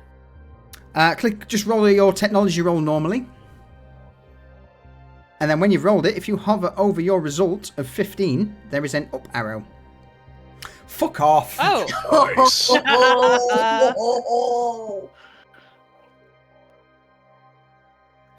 I'm going to have to have another sip of rum for that. Bear with me. Just down it. No, I can't. Then all the rum will be gone. Exactly. All right. Shit. You all watch Maisie suddenly get to work, tapping away. Maisie, for you wouldn't immediately understand exactly how to connect to it. There doesn't seem to be any digital signals being emitted from this box, except after every 10th beep, there is a brief moment where you detect some form of data being sent out from this crate. Taking a little longer, you would immediately begin to understand that this data, this ping that is sent out, is a packet of data that contains location. It is a tracking. There is a tracking device inside this crate. And periodically it will send an update. You can't seem to immediately decipher where it's sending this tracking data to, but there's certainly something a little unusual. And it did take you the sheer amount of encryption to get this data in the first place was pretty hefty. So it's overall, this is not a small scab operation. Okay. So she is going to kind of frown and look up at the group and say, It's a location sensor. It's broadcasting its location. I already said if it wasn't a bomb, it's a tracker. Well, I just confirmed it. But I already knew that. What else would it be? Would bomb! Heyoka I think they have a know? find your car feature on the box. Go on, While these Ioka. two are arguing, would Heyoka be able to just like look around for those? You know what I'm talking about, like those bags that you put over laptops and stuff, so that way other people can't scan them and they can't be Anti-static used bags, for- that sort of thing. Yeah, that sort of thing. absolutely. Okay, so I'm gonna look around for one of those, and then Investigation. I'm gonna be really cheeky and think that Drigo's annoyed by the light that's blinking, so I'm gonna put a piece of tape over the light and then put it in the bag. Okay. Oh, gee, that makes it all better. Yeah. Yeah, there would be a multitude of various sacks and bags and whatnot that you would find. As you Put it on the trolley. As you put it on, though, Maisie, you, with that crit, you would get the ping once again, indicating even further that whatever's sending this out isn't consumer-grade tracking technology. If you can still detect this ping through what's basically an electromagnetic shielding bag, whatever's in there is pretty high tech.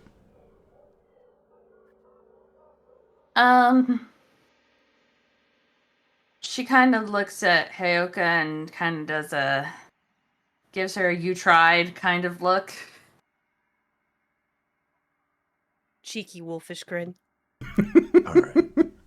It's still broadcasting. Like, I could try and trace it, but this is not like radio scrap. This is Where corp does tech. Helios? Do we know if Helios owned this place before Mule took it over, right? Correct. Yes. But the Helios doesn't have any like local stations. Like they Nope. they don't have anything here. And this is a Helios crate, so Diergo's thinking it's broadcasting to somewhere, and they're going to have to come here to find it. All right. Well, whoever it's broadcasting to, it's going to take him some time to get here. So let's get it back to the ship and get this deal done, and then let whoever has the crate then deal with the problem.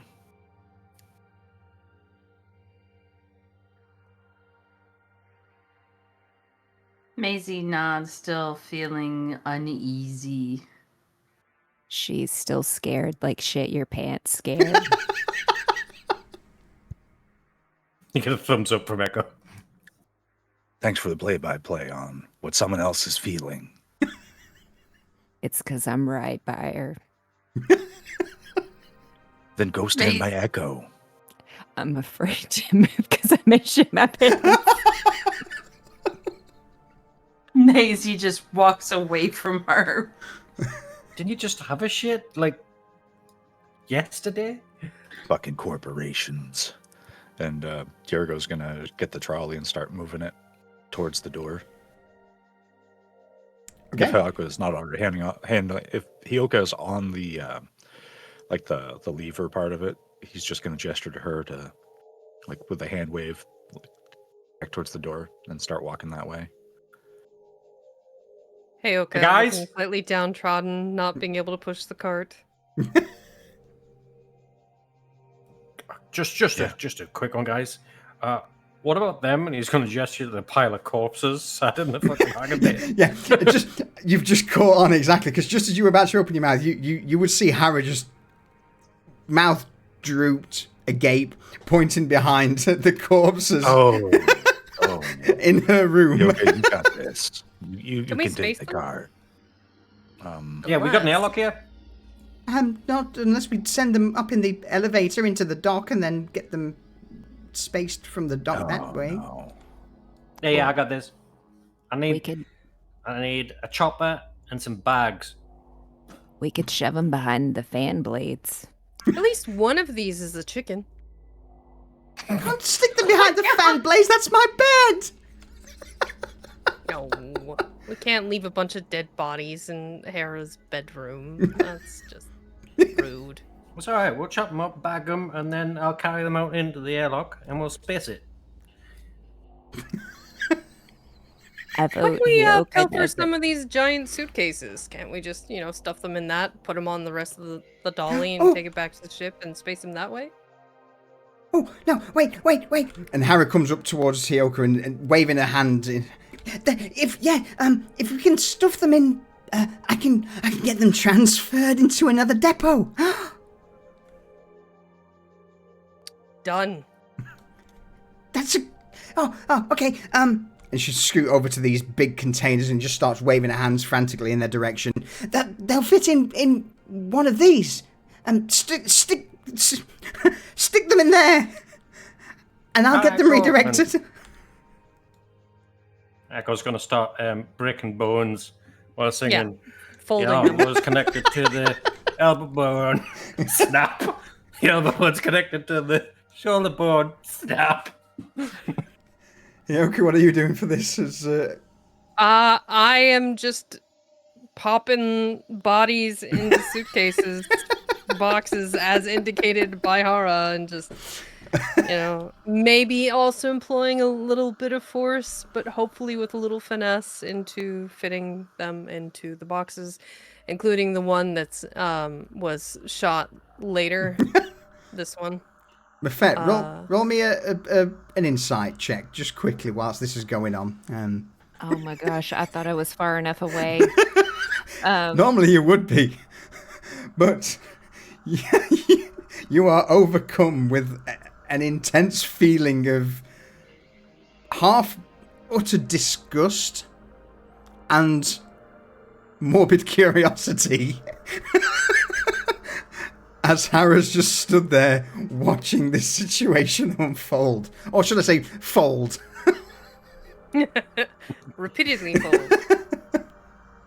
You'll Dorigo and Maisie should if they were to look at Mafet, she would be kind of but then kind of like edging over to kind of like peer around to see if she can catch a glimpse of anything. Echo, Freezing. what does she say, Echo? She's Echo, like, kicking this corpse into a box, trying to snap its legs so it fits in properly. And he's like, Hyoka, just pull it, yank it. I think Heyoka being more comfortable with a knife is just gonna dismember them. If I can't break it or fit it, fold it, I'm going to cut it. It just... Well, I only really have to worry about the rib cage and the femurs. It's fine. take the fun out of everything.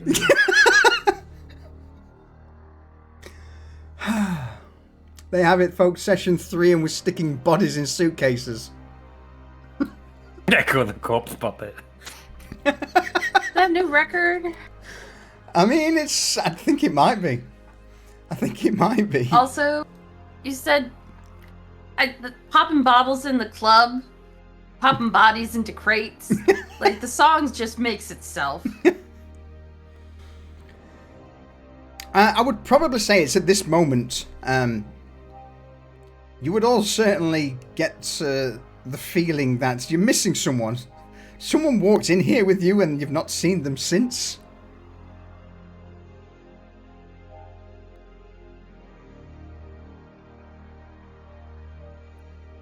Jax? Yeah. He's probably in the air ducts somewhere. I believe in him. Maybe he got hungry. I saw some cockroaches earlier. Can I feel him? I I would say no. No, there was a brief moment when you first entered that he was there in presence, but for you, Mafet, thinking back, there was a moment where he sort of stepped into the cargo depot, looked around, crossed his arms, muttered something about fuck that, and walked out. I don't blame him. Honestly valid.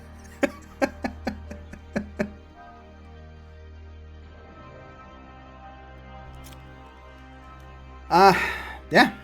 Corpses are pressed into one of these various crates and then packed into a larger rectangular crate for transport. Meanwhile, Dirigo, Maisie, you escort the crate. Missed one. Oh, that one there. Yeah. You're right. There we go. Yeah, you... Maisie, Dirigo, you take the crate towards the entrance, or exit, and the room is, apart from a bit of a smear on the ground... It's rust. It's fine. It's rust, exactly. And in a cargo depot such as this, those stains are not exactly ever going to be investigated. Hera puts her tiny hands on her hips, looks over at this crate and takes a deep breath, exhales. Oh, okay, I can get that reprocessed on the next cycle, so they won't be a problem or bite you in the backside. Yeah,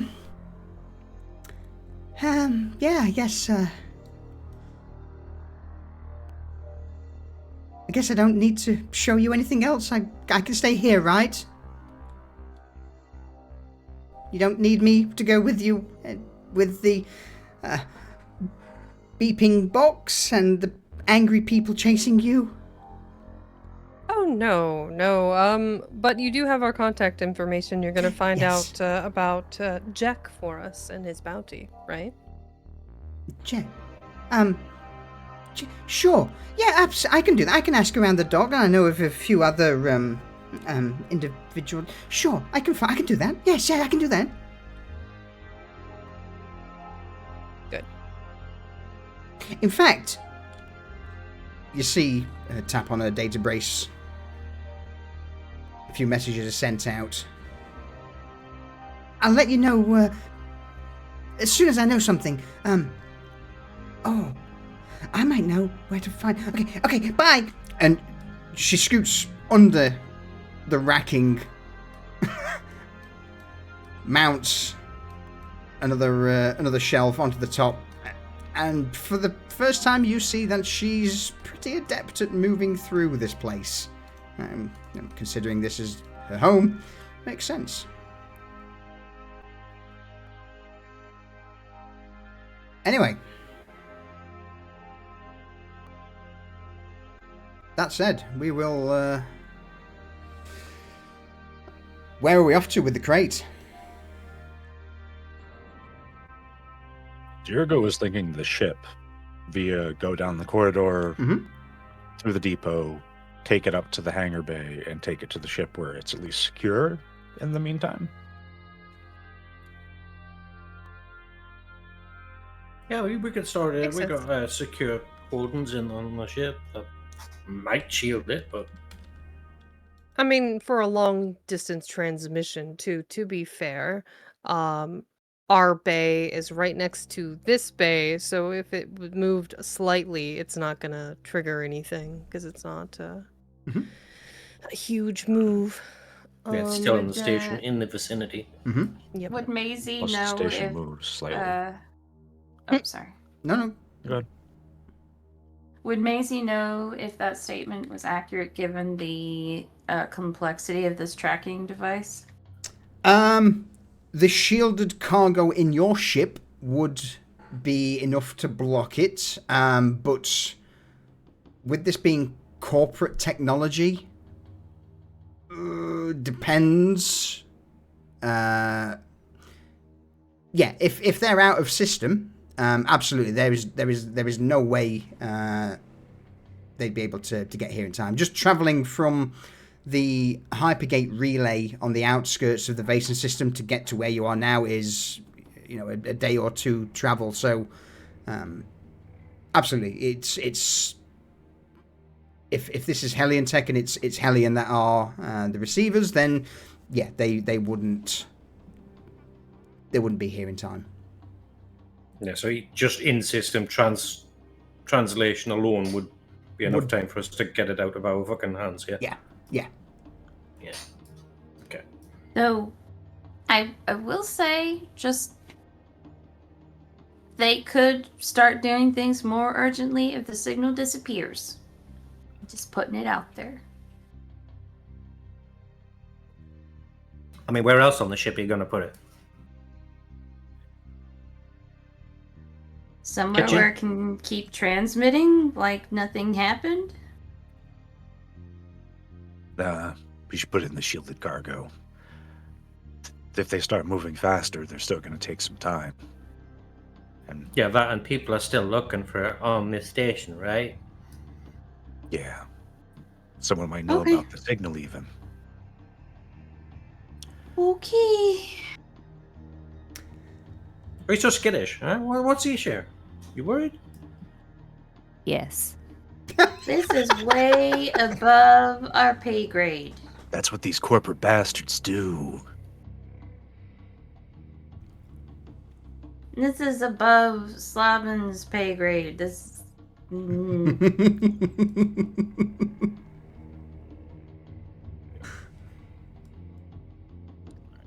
on the way to do this, there's we don't see anyone else, do we?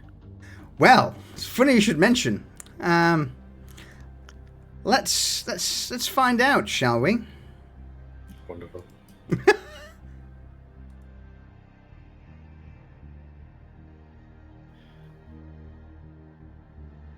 Let's have a perception check from everyone.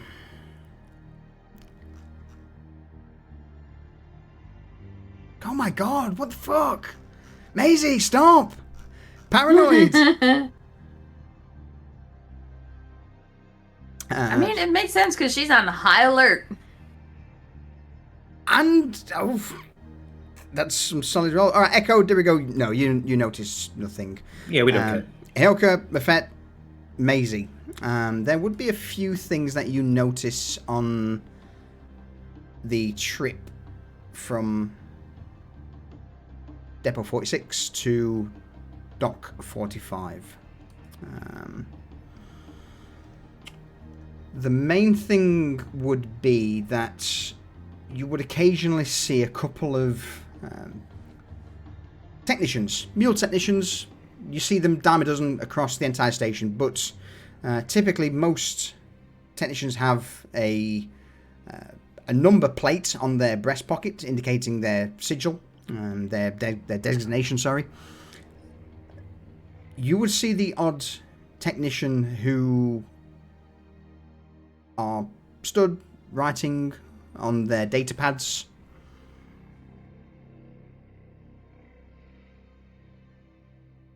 Cast a glance in your direction before moving on to their next task. And it's not just once this happens, this occurs 3 times across the trip. Should one of you choose to, would anyone try and question or knowing this information? Anyone do anything as the third technician with a data pad seems to notice you, writes down on the data pad and then turns to depart.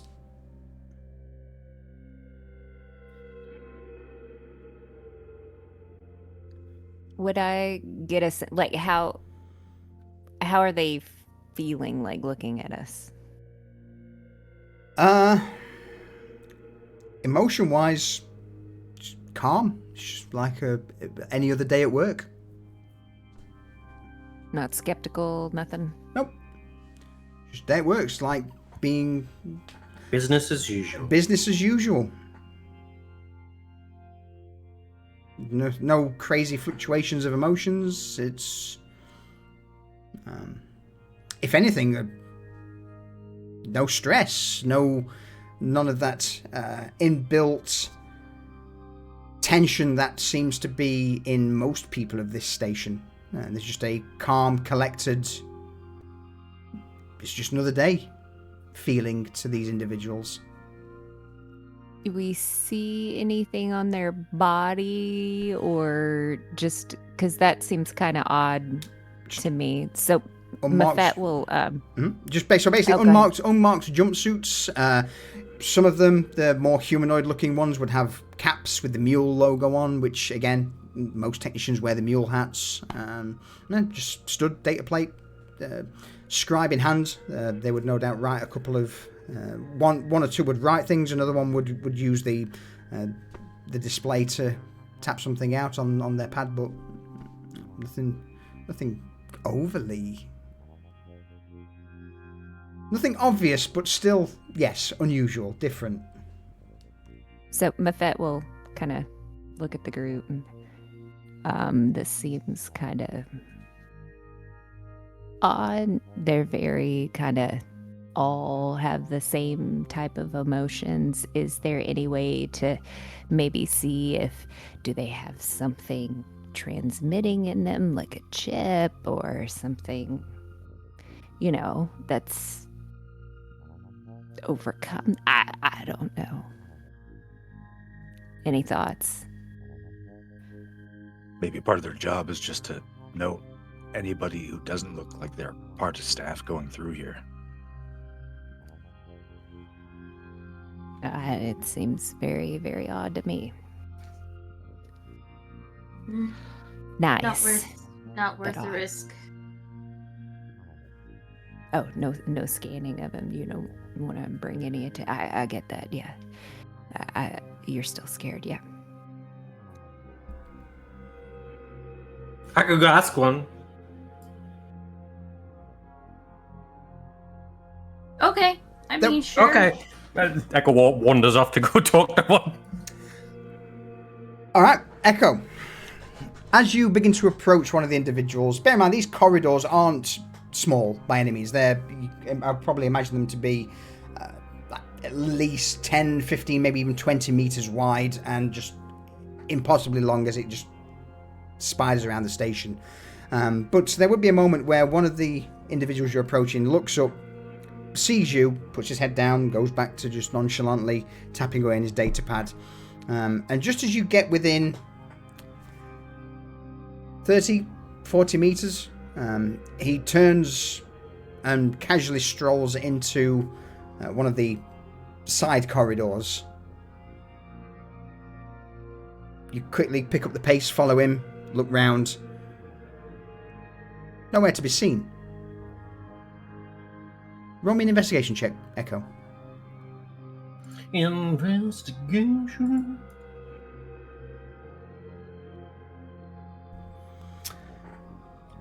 As you peer around the corner and look down this other corridor, you catch a glimpse of some movement further down, almost as if this person either miraculously picked up speed or perhaps a glitch in your optical receptors. But there is just a brief flicker in your eye, and you see in one of the piles of trash just to the side of the corridor, there is a small data pad.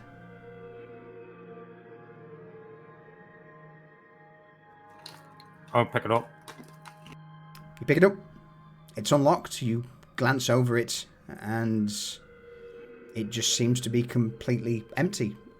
Brand new, almost, but unused. There's no programs installed. There's nothing written. There's no documents. It's just basically a blank data slate. No ghosts of programs lingering around from where it's wiped itself, or? Not that you can see in this brief moment where you pick it up and just quickly flick through it. No. Or like a program had deleted everything and then deleted itself. Roll me a tech check. You're not sure. It's possible. Unlikely, but possible. It's like, weird. And I come back and just give the pad to Maisie.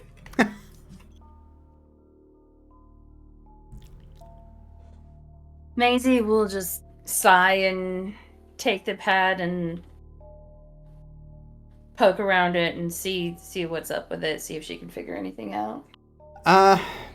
In the extended walk down the corridor towards where the Starhawk's docked, you look through it, and it's for all intents and purposes, Maisie, a brand new data pad.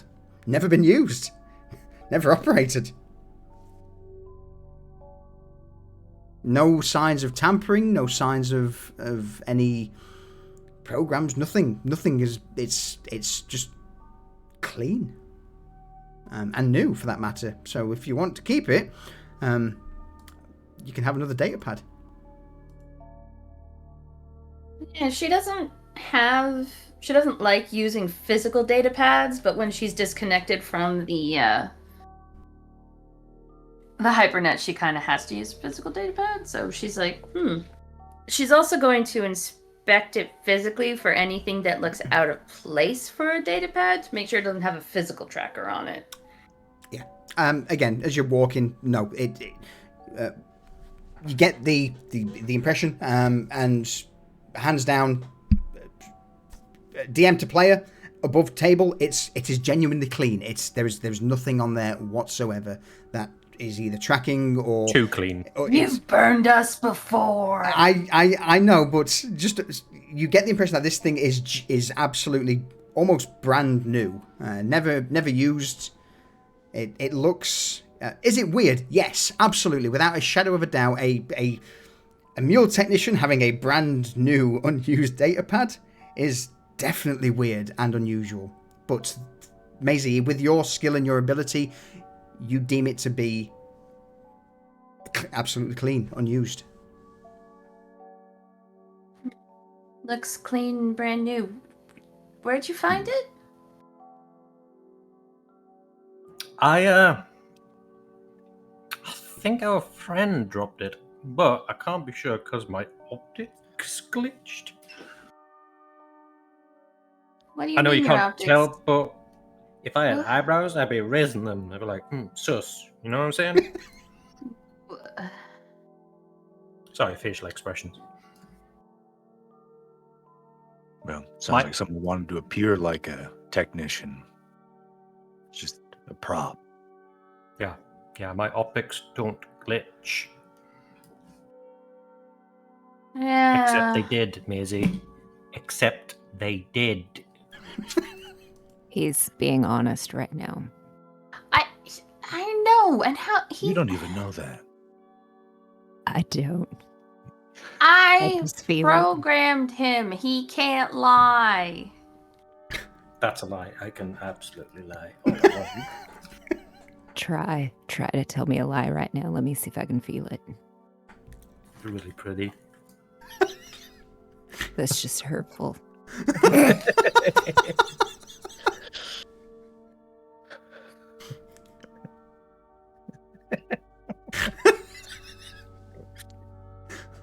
You're on there. There we go. that was just a. That was good fun. And Mafette's laughing even though she's hurt because Dorigo is laughing now. So you just kind of see her face of like hurt but laughing. Oh no, that's so sad.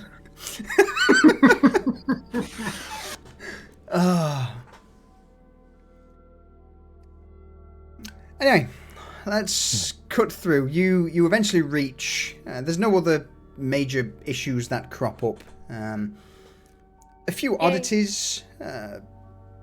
Your dock seems to have a new designation rather than being Dock 45. It's now Dock 45A. And a few niggles like that, such extra designations have been planted on a few corridors, but Grindstone moves, enhances to an extent all the time. You step into the dock. The large double doors hiss loudly as they swing open, revealing the Shidehawk. Well, sorry, the Starhawk. Repairs don't seem like they've been started. It sits there. The dock itself is empty, apart from the probably 2 or 3 technicians who monitor things such as the fuel, the reactors, and other in-bay tech. But yeah, there's no repair teams here. There's no one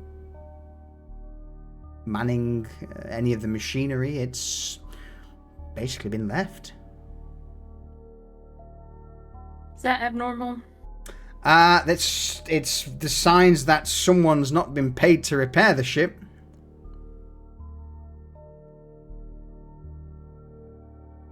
So, Maisie, about those holes in our ship that you're gonna sort? And none of the repair work's been completed? Nothing. It's not even started. It looks exactly the same as when you left it. A couple of scrapes. Yeah. It's almost as if the technicians have put down tools and buggered off for the evening.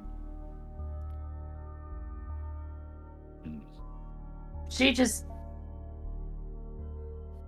makes a noise of extreme frustration, throws her hands up, and just walks into the ship and just stamps her feet and goes into her quarters and slams and locks the door and she's playing Pong now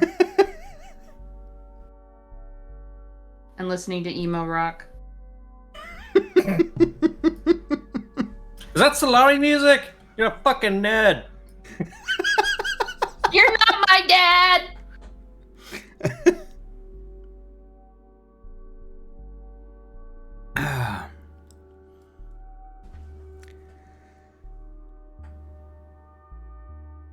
Tomorrow is obviously drop-off day. By the sounds of it, you're bringing the crate to the secure cargo of the Starhawk and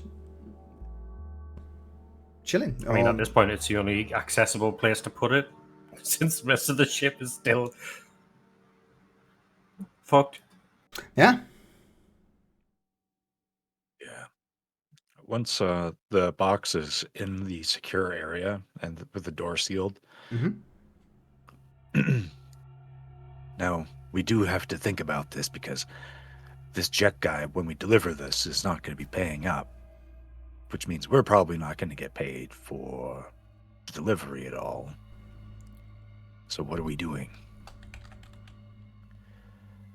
Because I say, fuck the corporations and fuck Jack. We should take what's in it and just make some money off of that and cash on his bounty. I mean, we wait for him to lose his shit and try and steal it or do something dodgy, and then we shoot him in his stupid Solari fucking face.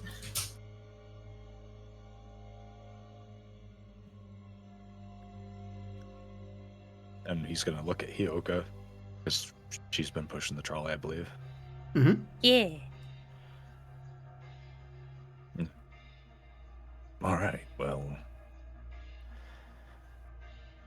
Wait, Hey, I'm Hyoka, good at pushing the trolley. I'm not so good at happy moving with the the trolley product. or happy about shooting him in the face?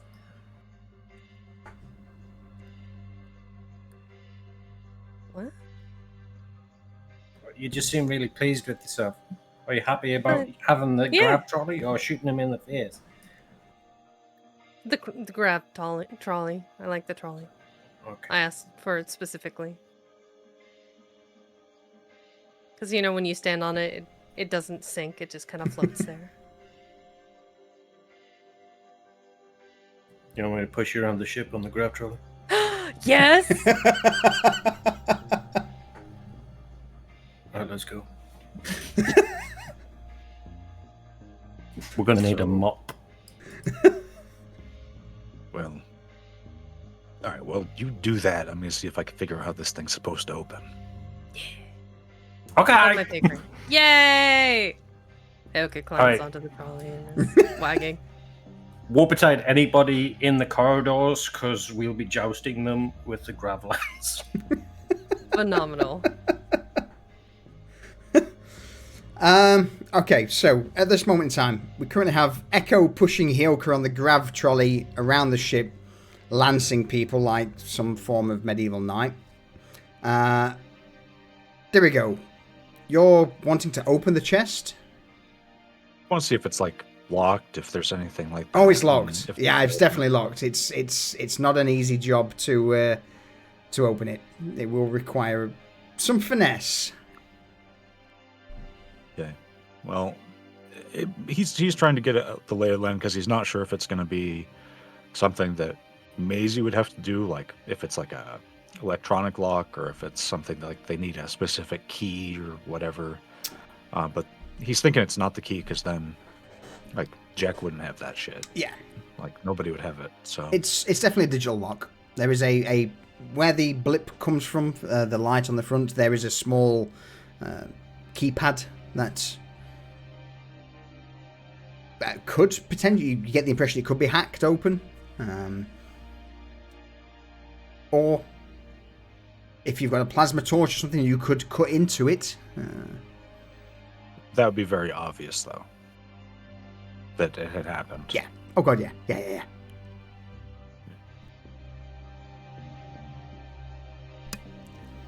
Okay, Maisie, what are you're just sat listening to emo metal in your personal quarters, yeah? Mm-hmm. Okay, Mafet, what are you up to? Mafet doesn't want to be around Maisie because she's having like a teenage temper tantrum. Mhm. So she is just gonna be there to support Dorigo. So if she needs to run and get him any kind of tools or Mhm. things like that, So that's what she's there for.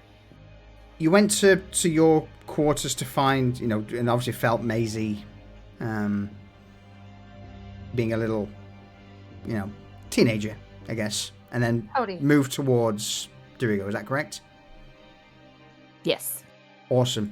Make Hyoka. me dexterity saving throw. Hyoka, I need you to make me an athletics or an acrobatics check, please. And Mafet, I need you to make me either an acrobatics or an athletics check. I was certain you guys wouldn't be around me when I was doing that. They are An athletics or an acrobatics check? athletics or acrobatics, your choice. And same with Hyoka, athletics or acrobatics. Done. All right, you two. What's this look like? At the moment, Echo's pushing Hyoka around on this grav trolley at ridiculous speeds. Mafet, you went towards your chamber, your quarters, realised it wasn't the place for you, stepped out into the main corridor where, at this point, you would see, coming from engineering, Echo pushing Hyoka on this grav trolley directly towards you. Let's go with Hyoka first. Would that be the highest? What do you do? I am holding on to this thing for dear life, and my mouth and tongue are lolling out the side of my mouth as my hair is like literally fluttering in the breeze of the wake of how fast we're going on this trolley. I'm just eating this shit up, living my best life. So, honestly, I don't think, I feel like we're such a big spectacle that like all of the engineers and all of the other various like techs in the area are like giving us a wide berth. Because we're not quiet. The hammering sound of like Echo's feet go do, do, do, do, as he's hustling this thing across. I would hope that she would see us coming. I don't know.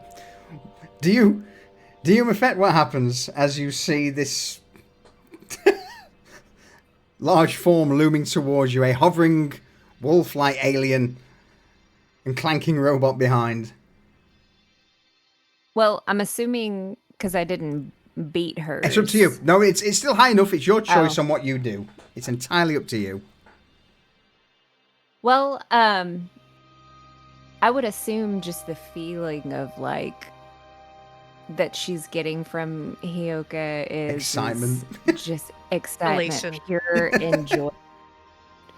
So, she's going to be kind of paused in her tracks because she's kind of feeling that and just taking it all in.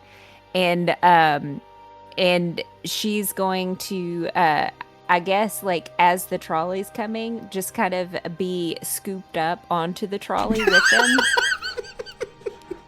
Oh yeah, I could do that. Easily, yoink! Just Yoink. reach out an arm and just snatch you up onto the trolley. And I'm assuming it's going to be kind of like a Titanic moment. Yeah, I could set that up that easy. And then just like, like throw you up like above my head, like yeah, feel the wind. They'll both be in their feels, just yeah. I'm going to That'd say be fun. this starts out in the ship, but eventually, because the ship's now open, you go down into the cargo hold, Echo. You whisk Hioka and Mafet out into the actual dock itself, and you're just starting doing laps. Here, this is now where those technicians who are left in the docking bay just give you a wide berth, some step to the side, and just watch you as you proceed to... how long are you doing this for? Until Well, I'm told Echo to gets stop. tired. Yeah, Okay. yeah. Echo doesn't get tired. His battery Exactly. runs out. So Till they tell us to stop, then that's yeah. we're providing a distraction. Wink. Absolutely. Mafet, Yep. do you try and get away from them at some point to go and help Dirigo out? No, she's feeling good. Alright.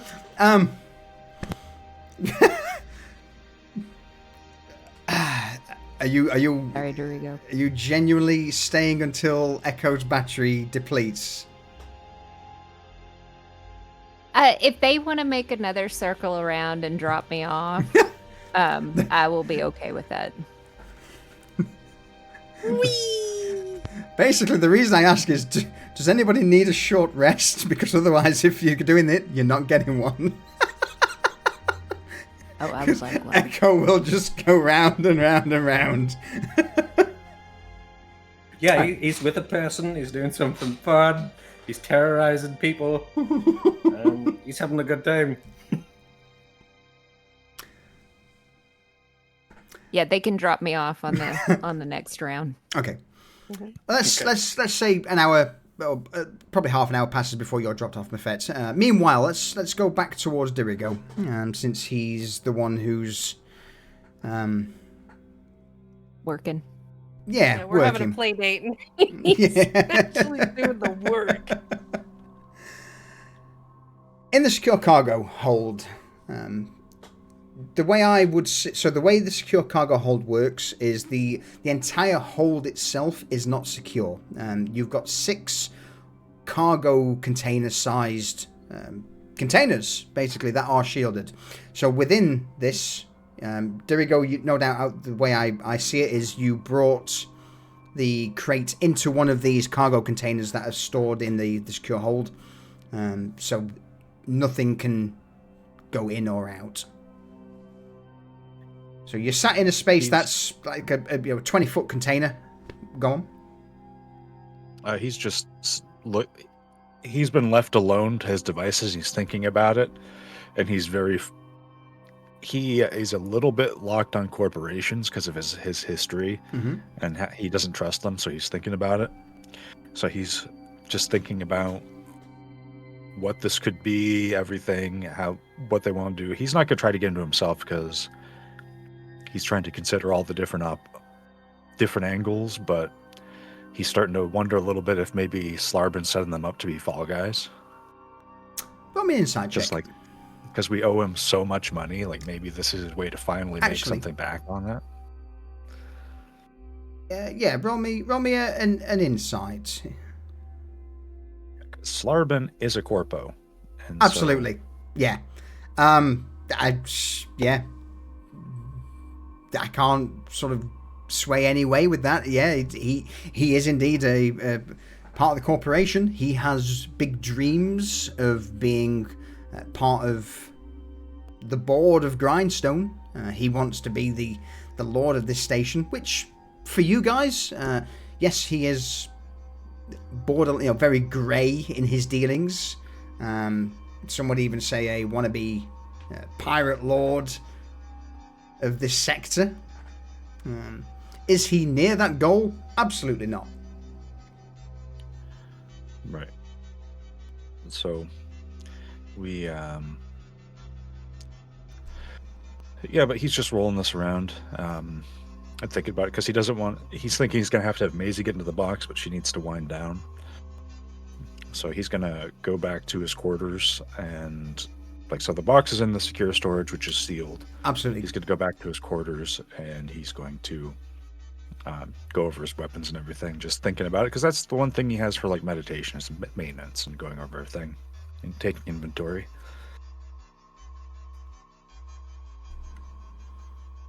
All right. So he's just gonna get some rest and bring it up with the crew in the morning or whenever they wake up. Sure. Anything anybody else wishes to do before a bit of a rest kicks in?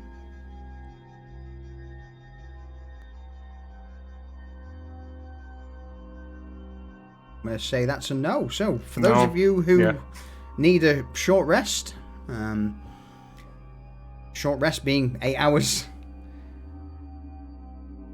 feel free. So I can recharge in 4.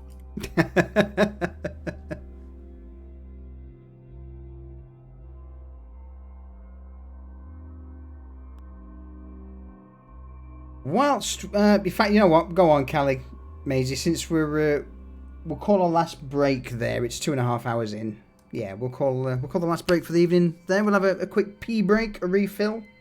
A short rest, if you will. A short rest ourselves. Yes. Not that I'm getting nicotine withdrawals from trying not to, vape on stream, but I'm just Understandable.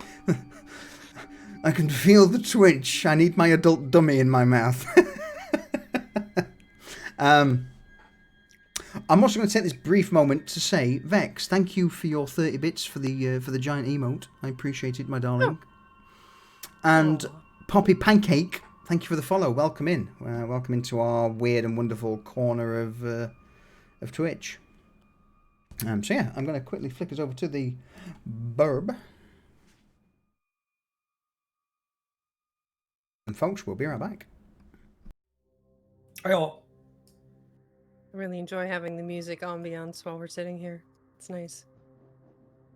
It's a vibe, right? Yeah.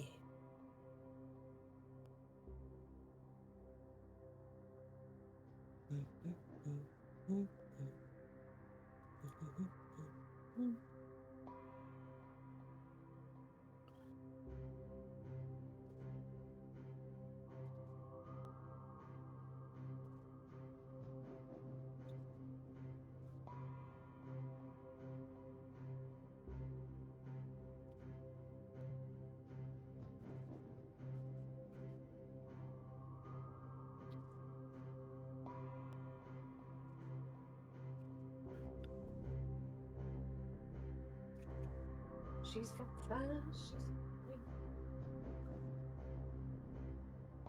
He's a winner.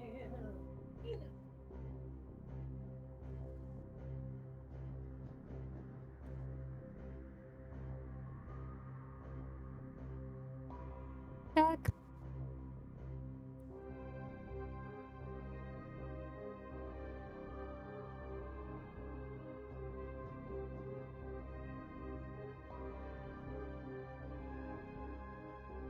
I am here as well.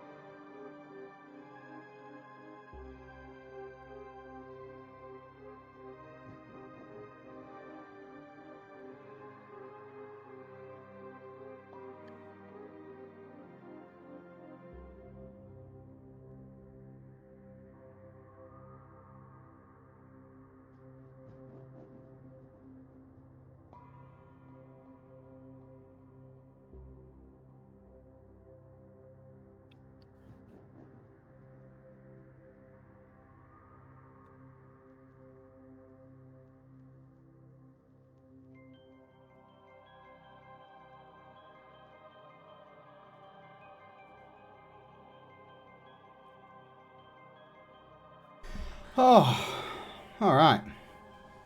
Yeah, you don't. I'm. The nicotine addiction is strong, but I've made a vow to try and kind of realizing the passion. I'm like, I'm pretty addicted to the adult pacifier. I need to, put it to one side for streams.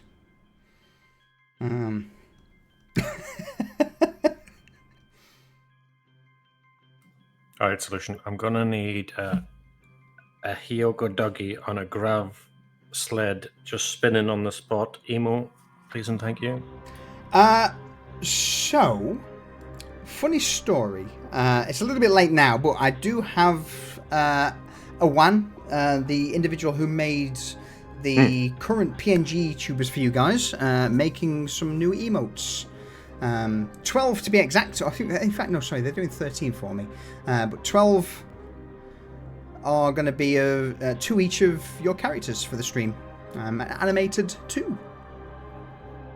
So look forward to that. I mean, granted, the credits are at the end of stream, but I am going to just, again, plug a few individuals since I've got a moment to do so. Awan has been absolutely stellar. They did the current PNG tubers we're using. Asher Bidar did the portraits for session 1 and the PNG tuber for session 1 and the portraits in Foundry for them. So thank you very much, Asher. Last of all, the very ending when we get there, for those who haven't seen it yet or those who have, King of Roses, a patron of my cyberpunk stuff. I commissioned them to make the wanted posters at the very end, which is I really like them. I'm not gonna lie. It's just really cool. If anyone wants any art for either their own campaigns or just in general of any characters that they do, Asher Bidar, Awan, and King of Roses, just in my opinion, fantastic artists. So yeah, I paid them to do stuff because I think they do good stuff, basically. Barks, the music. I mean, I too, and again for you guys who are listening to music on players, this is the EVE Online soundtrack. It's so chill. I am a huge fan of the EVE Online music. I love it. It's probably some of the best sci-fi ambience going. The ambiance. Jacko, I'm glad you're enjoying it though. Yeah, it's something new, something different, and hopefully, looking at the rate of progression by the end of this stream, it'll be a case of we're back to where we started, and the world is the player's oyster.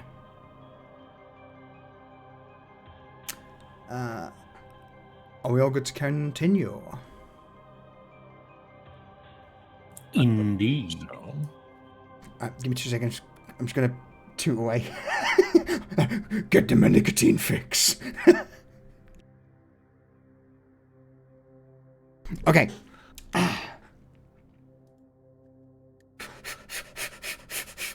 And we're back. Okay. 8 hours have passed. Maybe a few more. A new cycle. Day 3.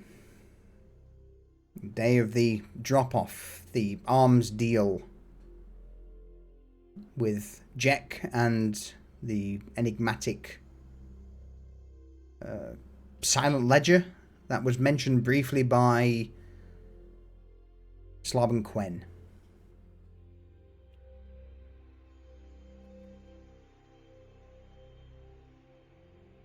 Maisie, you've had time to rest, relax. Mafet, you too. I guess to an extent, sleep's a nice quiet time for you when everyone else is passed out.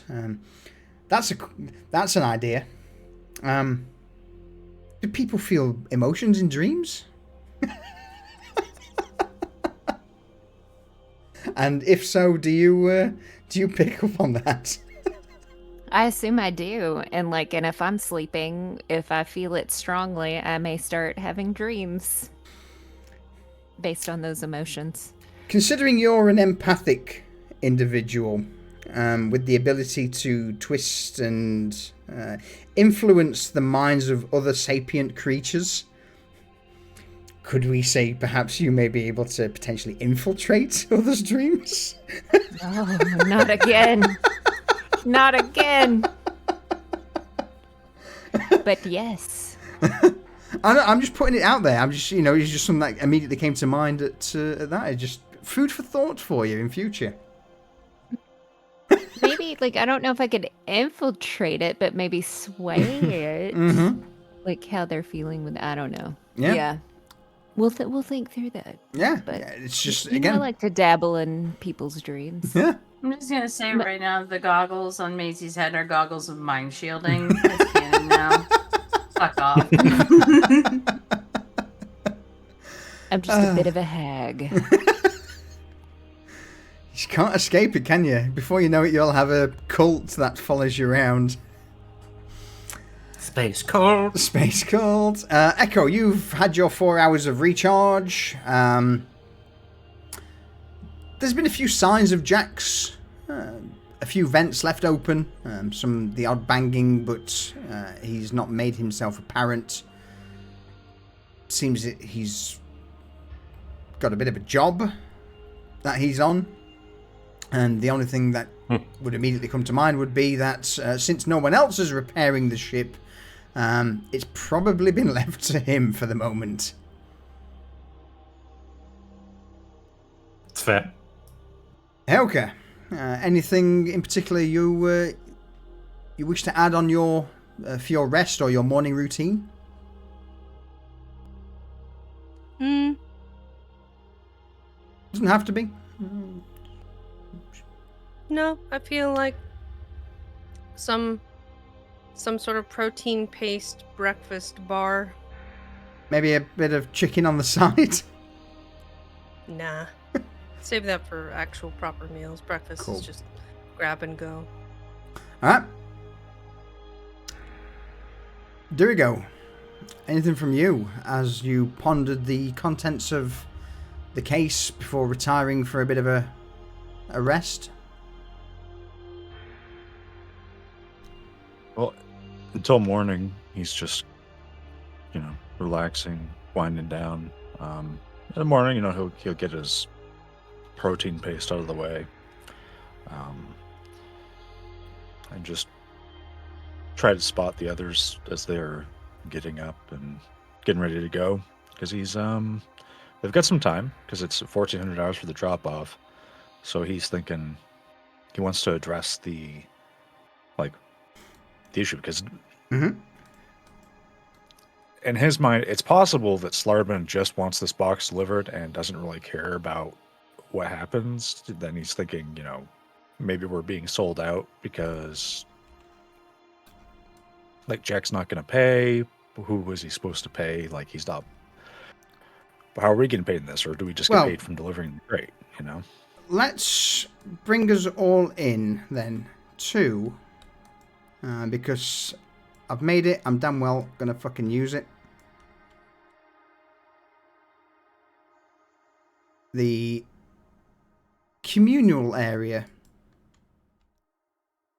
of the Starhawk. The Shite Hawk Central, if you will. Shite Hawk Central. The very front of the mid-deck is the communal lounge. Here, apart from the long table that's typically used for breakfast, there is a small canteen buffet style area.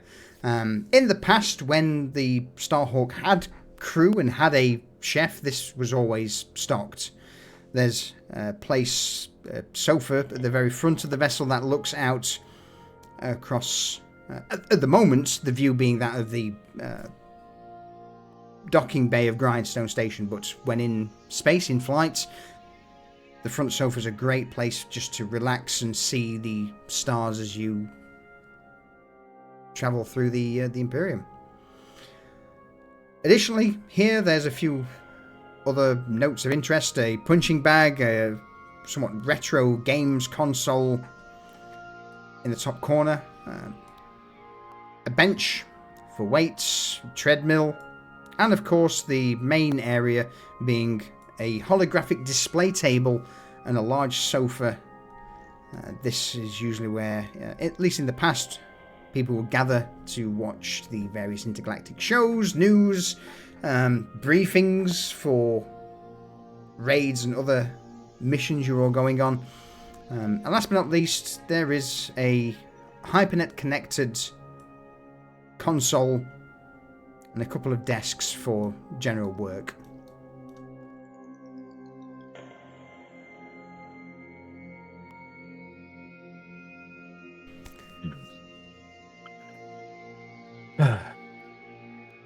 All right. So, today's the day. What do you got? This box we're supposed to deliver, it's got something nice in it with Helios tech, the bot. If we take it and we deliver it to Jack isn't going to be able to pay for it. And it just doesn't feel right. We get it there, we get it into their hands, and then he stiffs the people there, and everything's just hunky-dory. Is that sarcasm, or it's not hunky-dory?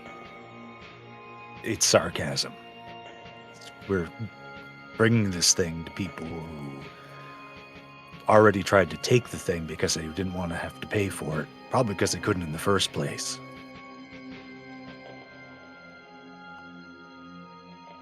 I mean, so they're going to take it by force, right? Probably. Maisie's So- gonna pull out the data pad and see if there are any new incoming messages from Jack. Sure, yeah. There would be a new message that basically just states status ? What's going on? Let me know. As for you, Heoka, there would be a message from Hara that just says 800 credits. J. That's it? Ugh. Fine. I'll relay that information to the rest of the crew. So the underground bounty that is currently on Jack is for only 800 credits, which isn't really going to cover the repairs on the ship. Pocket money. Yeah. We could have a really amazing time. We could even buy that trolley for ourselves.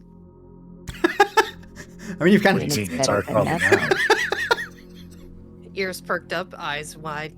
Huh? We're good. Oh. But we have the trolley. It's not like we have to give it back. We could just take it, right? It's our Just trolley look over at Dirigo and nod. Yeah. I like the cut of you, Jib. Maisie's gonna take the look at the status ? Message and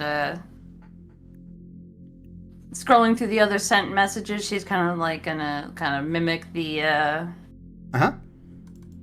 comms and type something to the equivalent of on track, all good. You know spacer slang, so absolutely. You pass off a message in the same style as what was sent before.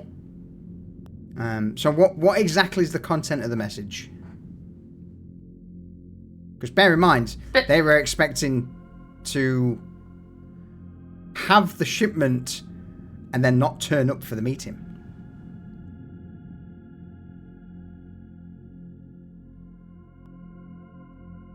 Oh, maybe I should get a little assholey here. So she's gonna say, hold up the pad and say, guys, Jack is asking for a status report. Your men are all dead and you're next. Yeah, I got the perfect emoji for this.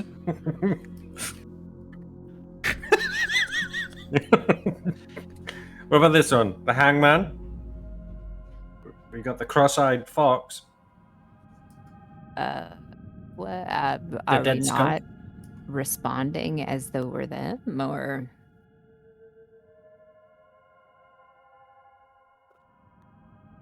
Well, We got the box.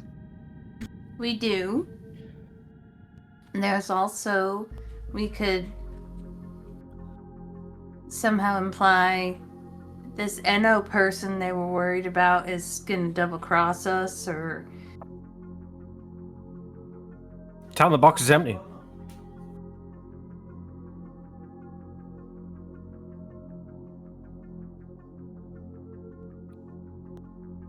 you think? Yeah, say we found the box, it's empty, there's nothing in it. The job's a double cross. Double cross. Okay. So in Spacer slang, she types out something like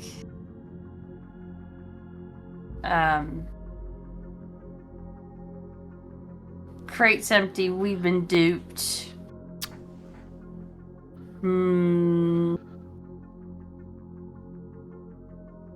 Yeah. Yeah, crate empty. We've been duped.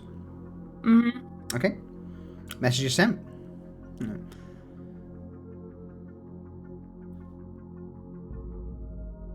So what now? Do we just wait for them to respond?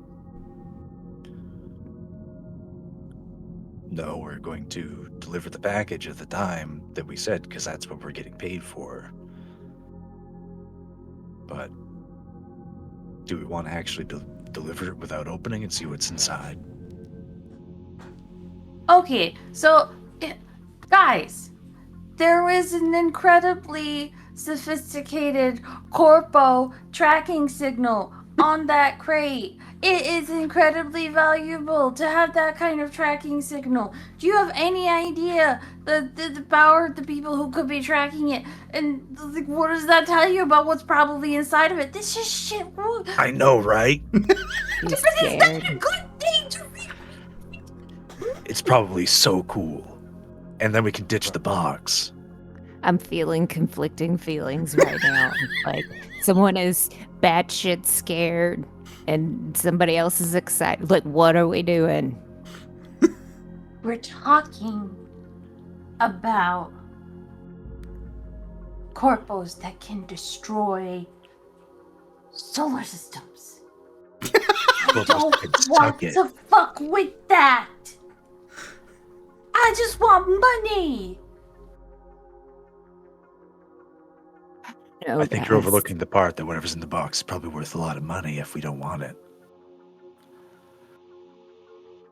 Mafette is like rocking back and forth in her chair right now and is just like she's got 2 cigarettes out at this point because she just doesn't know how to feel right now because like the emotions are very strong from both of them. I'll start pat her on the head just to settle her down. I'm like, okay, yeah, okay, all right. You guys gonna come to a fucking consensus anytime soon, or is poor Mafette gonna stroke out right here in the fucking kitchen? I need somebody to make a decision.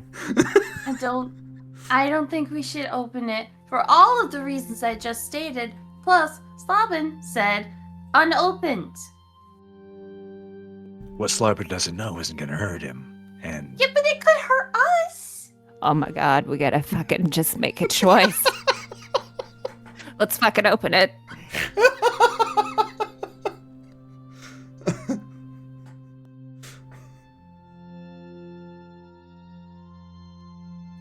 I mean, we could scan it first, right? See what's inside. I have to connect to the hypernet to do that. I bet it's shielded. Well, connect through me to the hypernet then, huh?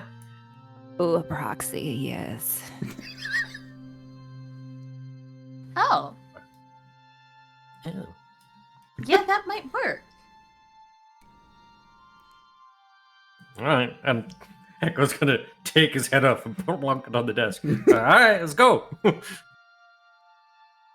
She pulls some cables out of his nostrils. He connects one to one of her wrist projectors and pulls up her holopad and then picks up his head and like, okay, let's go to the box. I mean, I've Would got it- my own legs, but okay. Are we just gonna leave his body, or do you want me to drag it? No, we can leave it. It's in a safe place. I'll bring his head back when we're done. As you say that, it falls off the chair. I'm sure it's fine. Jax will take care of it.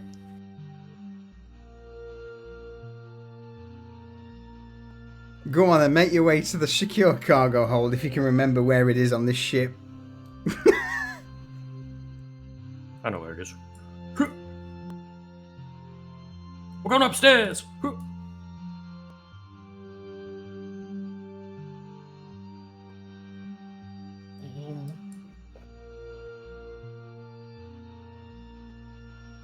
Fuck, his ship's bigger than I thought. Yes, it's a big ship. Through the hangar. Secure storage. Cheers, Cletus. I may have spent a long time making it, I'm not going to lie. Worth. And it matches up perfectly with the dimensions of the ship model that he's got. It's really cool. These are secure storages here. Yes, so as you Yeah. make Safe in this one. you make your way out of the lounge area, take a hard left up the stairwell onto the top level of the Shite Hawk, and begin to make your way through maintenance corridor, airlock, grav storage, and then into the secure cargo hold where the 6 containers that are shielded from scans, from outside signals are located.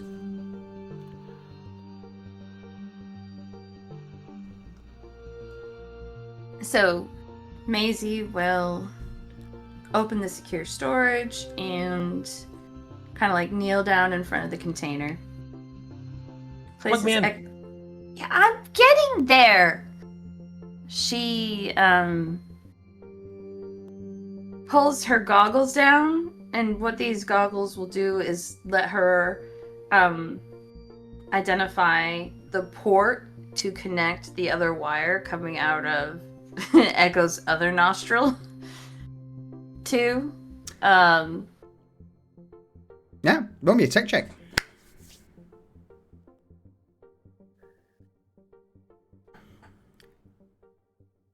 So, it's not great, but it's enough. You glance over the container for a moment. There doesn't seem to be an immediate place to plug in, but after a quick check over the keypad, it seems that there's a slot that has a sliding down section of metal, and as you quickly pull it down, the crate itself could be accessed. So she plugs, she slides it down, plugs the cable in, and now her proxy server is set up through Echo. But takes her her headgear back on her head, and then pulls up the hollow pad from the wrist that's plugged into the other end of Echo, and starts going to work on unlocking the container, but in such a way that it doesn't feel like it's forced open. It feels like someone has the correct credentials to open it and inspect it. Okay. All the while, Echo's head sounds like a dial-up modem. He's making the sounds just to be funny. Just like Like, I've told you you don't have to do that. It doesn't help. it helps you know that it's working.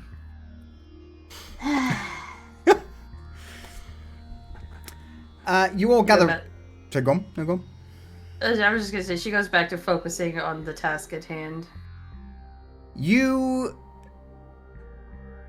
would be here a while. It seems that as you start to try and scan or at least decrypt the credentials to get access to it, this is some pretty heavy duty, high grade corporate security. But eventually, after probably 10-15 minutes of Echo's eyes blinking, him making this weird modem sound, and his whole computational core being put to the task of deciphering this, eventually IOD, the credentials, open up. Echo, you would see the first thing that comes to mind is Mule, Internal Oversight Division. Oh.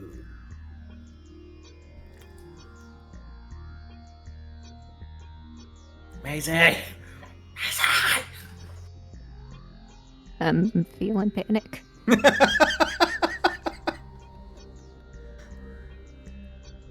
Yeah, I know. I'm getting it too. It's still broadcasting.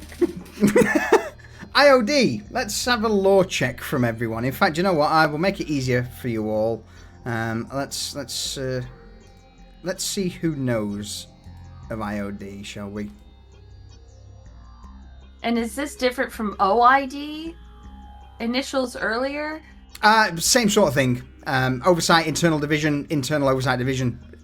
Same sort of thing.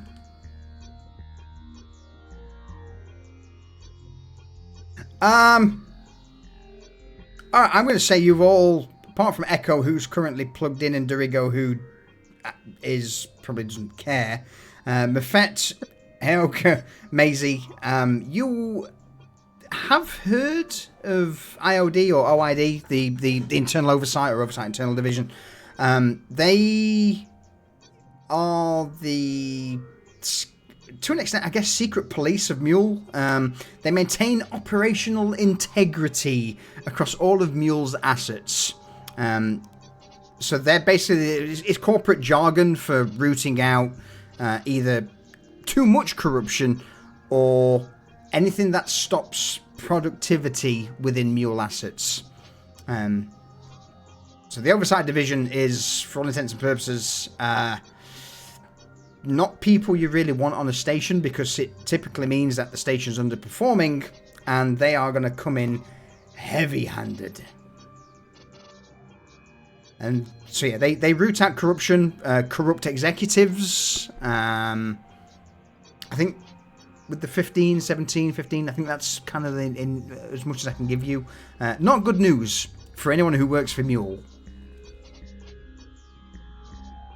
So that just says who this crate belongs to? No, that's who it's... well, in extent, yes. The crate belongs or has been altered, operated, or is the lock for it, at least, is under Oversight Division for Mule. And is that where the broadcast signal is going? Putting two and two together, yes. Then Maisie says out loud, "Oh, well, that's just great. Mule Internal Oversight knows exactly where the box and we are right now. That's great. Kind of like a sting operation. Possibly. I wonder if they're.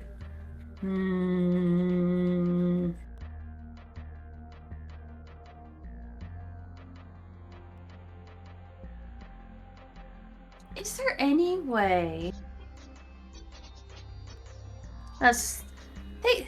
Slavin's not important enough to get their attention, is he? Slaben controls a rather large amount of docks and cargo depots on the outer side of Grindstone. And I was. What's it gone? No, gone. I was saying that out loud in RP. Okay. But thank you for the refresher. Well, he is mule and he exploits some of his connections and does things a little bit not by the book. So maybe they're trying to get at Slarben. Yeah, either he's on the up and up, and this is just a feather in the cap, or the other way, and he's on his way to an airlock.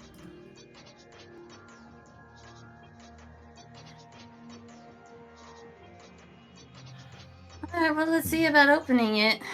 Since that's what we all decided to do. Are we sure we want to open it? Oh, whoa. Oh my god! I want to open it, but you know what? There's a traditional way of doing this, and Dura's just going to get the box a little bit. He's just going to shake it.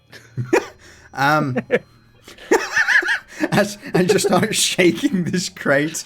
It's Just heavy. A little jiggle. Yeah, it's heavy, but you're strong enough to give it a jiggle.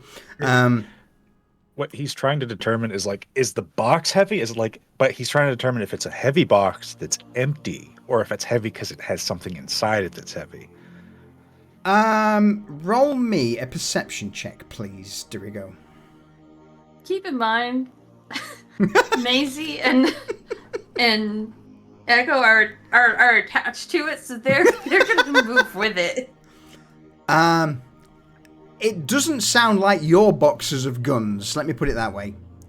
It's heavy. There's stuff in it, but it doesn't make that metallic jingle of loose guns in a box. So, for anybody, Diego's got his ear to it and he's shaking it. Anyone who has ever been a kid at Christmas or Boxing Day and has a package, and they're just trying to guess at what's in it, because he's got this mental image of what it could be versus what it probably, and now it's sounding like it might be a bait box. So he's thinking that maybe somebody has it, maybe it's even a trap when it opens or something like that at this point. Yeah, so out of character, I'm thinking that, you know how, in the movies when you open a money bag and the blue marks you whenever you steal it. I'm thinking something along the lines of that. A die pack? Yeah, a die pack. Yeah. Are we sure about this? Could it come back and bite us if we open it? Well, Dirigo was really excited, and now all of a sudden he looks crestfallen because he's this is a box of bullshit now at this point to him, and he's so he actually takes his glasses off, which he almost never does, and his eyes underneath are actually about the same color as the shades over top. They're just little round orbs in his head that and he just squints at it. And he looks offended, and then he puts it back on. You know what? You're right. Let's just deliver it and let the chips fall where they may, because you know what? This doesn't have guns, and I know guns. If this was weapons, I would know. Hioka, what are you thinking? I'm leaning into the idea that, we're gonna collect on that bounty. So let them open the box. Exactly. And by them, I mean the people are gonna deliver it too, because they're gonna open it to check the goods, and then we collect our bounty. Or they don't, and they just take the box, and then we'll figure it out. We just need to get rid of it. Yeah. I'm sure we can sort something out. So Maisie is oh, thank God, they're not gonna open the fucking box. So she's unplugging Echo, unplugging from her wrist, picking him up, and she's like, all right, I'm going back up to the lounge. You guys can stay here if you want, but we've got to get ready for the drop. Yeah. Right, yeah. I'm gonna just guard the box. Banana. And she's gonna go back up. Hungry? I could eat. I'd like some chicken. I'm not hungry. Thanks for asking, guys. You don't eat. Do we have curry? Could we put the chicken in a curry? Oh, I can make that happen. Oh yeah. So Don't you need rice for a curry? Shush. And she kind of shoves him back under her arm where his speaking orifice is muffled by her armpit. So Dirigo's gonna linger there in the bay and just like tilting the box back and forth, like he's just trying to guess what's in it without actually opening it. And I don't expect he's going to actually be able to, but that's what he's doing. Yeah. You spend however long there's the odds. There is some movement of some sort. It sounds like almost with your ear to it, the crinkling of foil as something tumbles around. But yeah, there isn't a great deal of movement within the crate.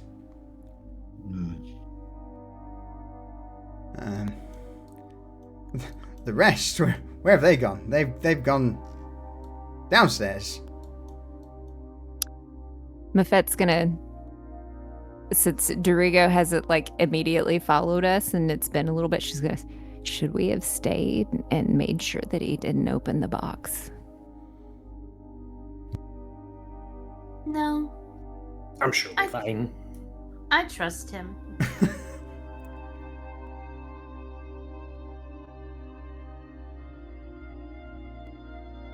Gets into the coolers.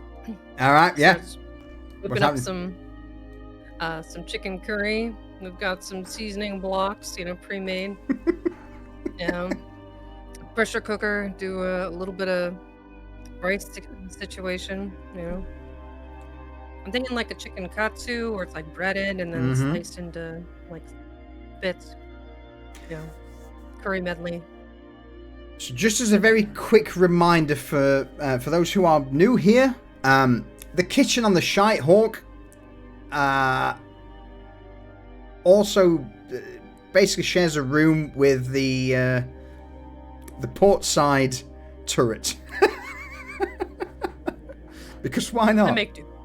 Yeah, there isn't a great deal of space. It's a small kitchen, a couple of coolers, couple of freezers, and then a great whacking turret assembly and ammunition storage. I call her Bessie. There is the same on the other side, but none of the crews decided to explore the ship yet, so I can't really show you the rest of the ship. I've explored the I whole actually ship. don't know how to get over there because when I tried walking over there, it was like walls. I'm like, oh. Step outside the thing. There is a door. Okay. Ta-da! That one? Oh. Yes. Okay. Yeah. Okay. So yeah, that's your starboard turret. That's most of where the ammunition stood. You can't go through walls, frustratingly, so you got to go back into the corridor. That looked like a door. My bad. Random question, but does it have rules for spaceship versus spaceship combat? Yes. Yes, there is. And certainly expect at some point some ship v ship combat in space.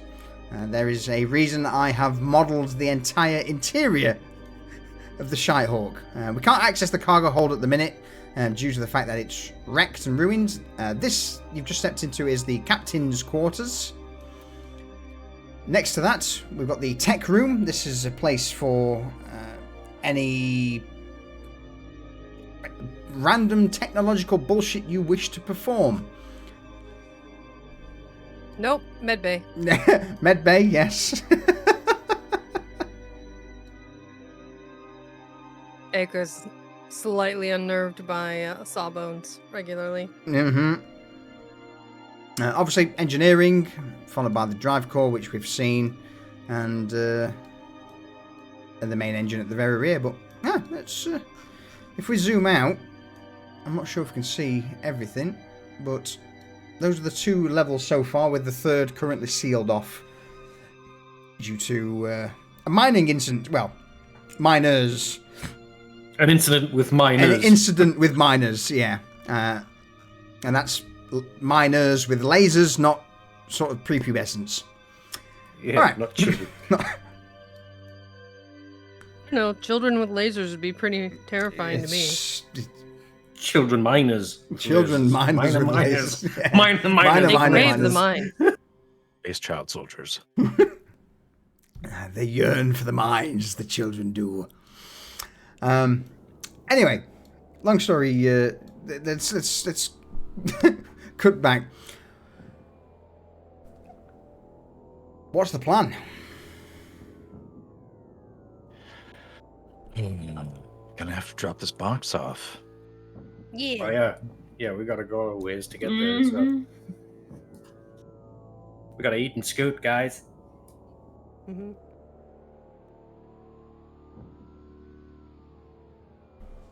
Yeah, we're only at dock 40. We gotta be like 90. What? 92? I thought it was 72. Whatever. Dock 94. At Close enough. 1400 hours. Well, I don't see why we can't use the transport thing we borrowed from Hara the other day to send us over there. Yeah, we can You use the guys didn't- transport thing that Hara gave us. Oh, she gave it to us? She I'm didn't know. sure she did. Yeah, yeah. Wait, did you break it? Did you break don't. it? No.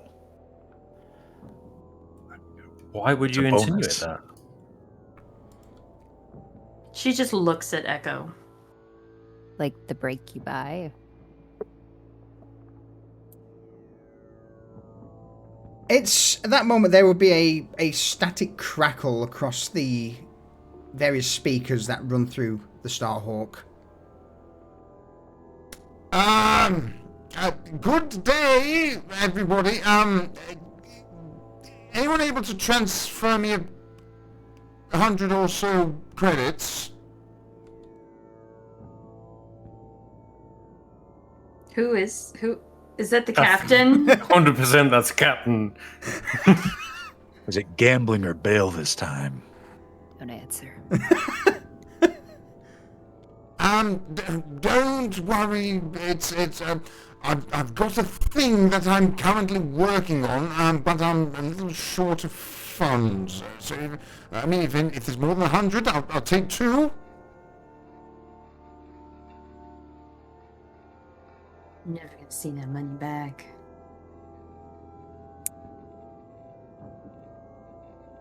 Let's just leave. Listen, if you want our money, we want to know what you want it for. Yeah. The comms continue to crackle. You get the impression he's obviously not on the ship. He's basically using his override authority as captain to just broadcast this message ship-wide.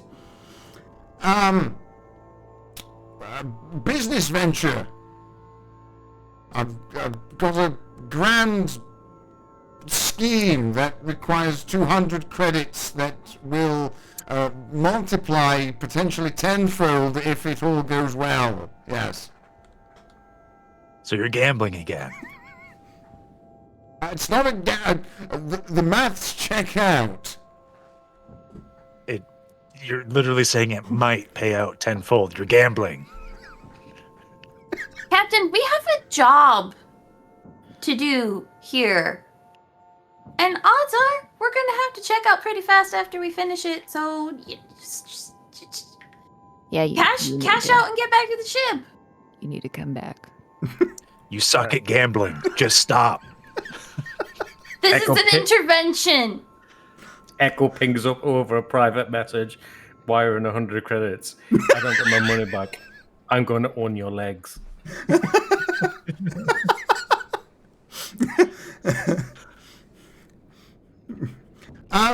It would.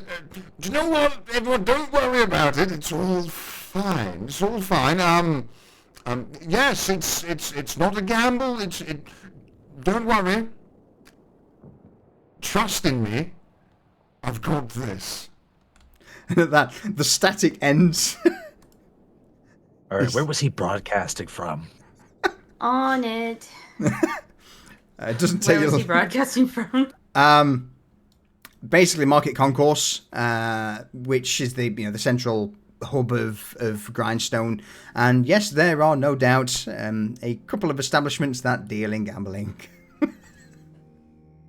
Oh, gee, look. And she holds up her hollow pad with his marker on a map and all of the gambling facilities in red around him. Well, we don't need him for the job. Let's just get it done. Then go pick him up after. Yeah. I don't know what you guys are worried about. I'm getting me some new legs. What are you talking about? Don't worry about it. I built your... Oh, whatever. Okay, fine. Just whatever. Let's just get this over with. I hate... He's gonna be like some kind of cyborg centaur. I'm gonna lay out some katsukuri for the ladies. Chicken katsu. Ichitakimasu. Is it chicken though? Let's is it really chicken? I am sure it is delightful. It's poultry emotion. It's Does yeah. it taste like chicken? Yeah, it Tastes like does. curry. It's curry chicken. For those not in the know, last session, Heyoka. In fact, Heyoka, how did we acquire this chicken? Well, you see, it all happened when somebody took, Askin said Echo's comments on their weight. And then we proceeded to have a bar fight that inevitably led to a large pig porcine-like creature being yeeted into the trash. And when Jax came down like a raining hammer of death upon this poultry man, knocking him out, I felt it was in our best interest to restock our cupboards with fresh protein. And I asked if we eat these Terrans, and nobody said no. So I dragged it bodily through the street back to the ship, where I proceeded to drain it of its blood and dismemberment and put it into our freezers. So yes, everybody, we eat sapient creatures. Sapient is a very loose term for this this chicken. All right. Gotta have a head to have feelings, know what I'm saying? But if you want to refresh my memory, what did it sound like when it squawked again? Well played. Well played. For those who want to know, we do have a clip of it. And I'm sure, in fact, we've got 2 clips of it. Go on, Durs. I know you were one of the individuals. Throw that clip in chat for everyone. Anyway, food is laid out on the table for Mefet, Maisie, Heyoka. Dirigo, do you come down, or are you still shaking the box? He's gonna be in the cargo bay. He already has protein paste, and despite some people being okay, he doesn't really like the idea of just chowing down on like dudes that they just fought in the bar, you know? Like, that's kind of weird. I would think you would be down for that. Needs must.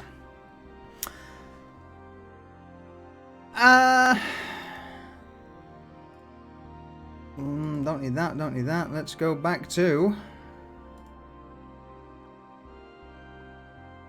when I find the scene. There we go. Okay. Hey. Breakfast is devoured, enjoyed. Probably at this point almost a rarity for some form of fresh meat rather than just the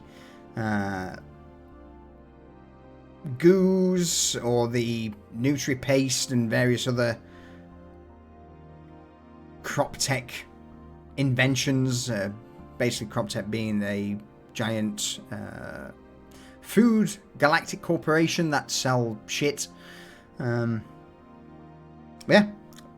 Morning slowly begins to advance to noon.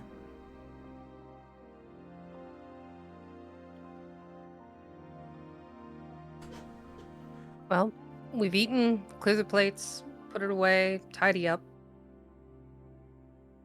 I'm ready. I'm ready. Right. Let's get the show on the road then. Yeah. Maisie might have sent out a broadcast to all of the gambling houses on the space station. Yep, on Grindstone. Indicating on Grindstone. Yep, thank you. You're welcome. That the captain's money was not good and for nobody to accept it. Run me a persuasion check.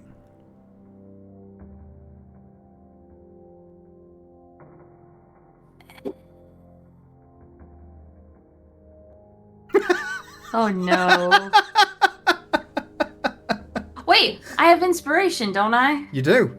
You can roll that I'm with gonna use advantage. it here, fuck it. Go for it. Oh my god. Get Took fucked. a flat of metal.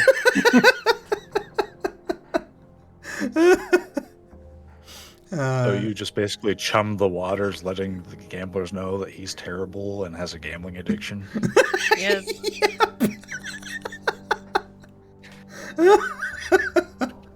Oh, I'm sure Well- that's not going to bite us in the arse.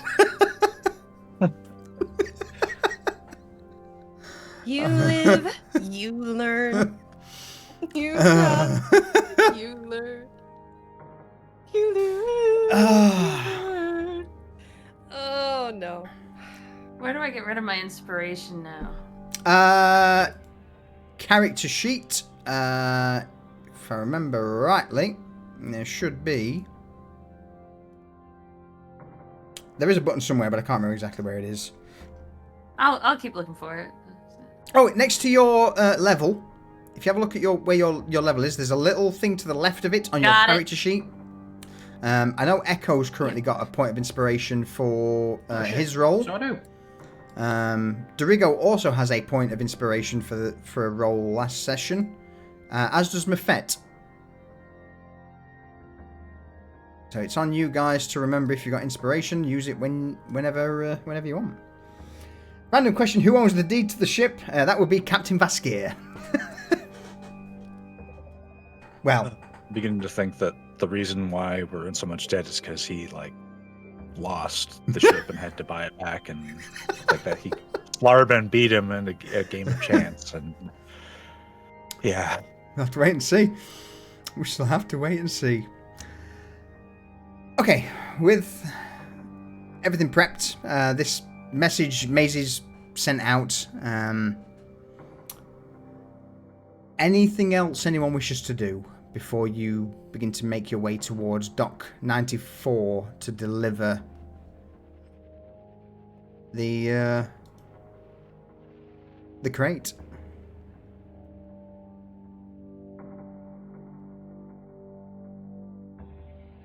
I'm gonna take a quick pee break.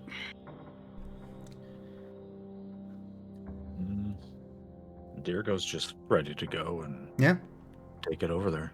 Okay. Yeah. What transpires now brings us back all the way, full circle, to episode 1, where we first started. You begin to transport the crate across Grindstone Station. Initially thinking you could just walk, it's too much of a trip, so you eventually end up wheeling hovering, I guess, with the hovercart, the crate onto one of the train systems that run, the cargo trains that run pretty much the length of the station. Half an hour, 45 minutes pass, and eventually you arrive at Dock 94.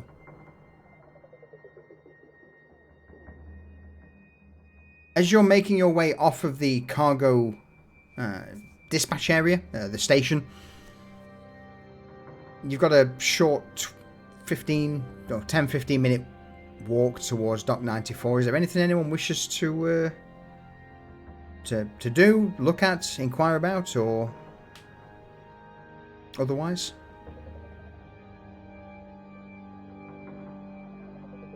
Can we race around on the cart later? Sure. Yes. think we're kind of locked in on getting this done. So. Yeah, dude. On the way there, though, like in the vicinity, do we notice anything weird? Extra guards, like security kicking about? Roll me a perception check, Echo.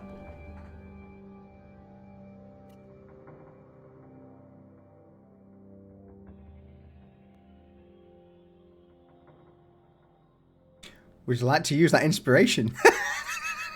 Yes, I would. Fuck me. Can I look about? Sure. Absolutely. With perception. I'll do it too. Go for it. No. Heyoka I'm does... too excited by the card, it seems. Yeah. And you do... in fact, you're the only... Oh, you all know nothing. Heyoka doesn't have inspiration. Mefet does. I need to use it on the long going down. What are we rolling for? A perception check. So basically, you're on your way towards Dock 94, towards the exchange. You've just left the cargo station and are in the process of moving the crate towards Dock 94. Lucius Echo was looking for any suspicious activity, increased guards, anything like that. So I was just asking for a perception check. So if you wish to roll, you're welcome to. I'll get in on that. Might as well. Everybody else rolled shite. Well, she's paranoid AF. Fuck off! Why? That's like 3 this session. This is like 3. I mean, this is our paranoid hacker. Why wouldn't she? It fits. Oh my god. The rest of you notice nothing. So elated when we fail. Shh. Shh. It's not like that at all. I'm happy for your success. Anyway. Heyoka, I would imagine with that crit fail, you are... Dolly cart, I love you. Absolutely. Bopping along. In spite of being warned, or at least made aware by Maisie that this is not the usual delivery, everyone is on alert apart from Heyoka. But nothing immediate catches anyone else's eye. Too many people, too much cargo being moved. Just it feels and looks like an average day at the docks, I guess. Except Maisie, who is hyper focused, super paranoid. You would notice that similar to your trip with the crate, there are a few technicians who don't seem to be wearing their identification badges. Some have data pads, some are just stood idly, to the point where at one point, Maisie, you see a technician take a crate off of a shelf, put it down, and then moments later pick the crate up and put it back where it was.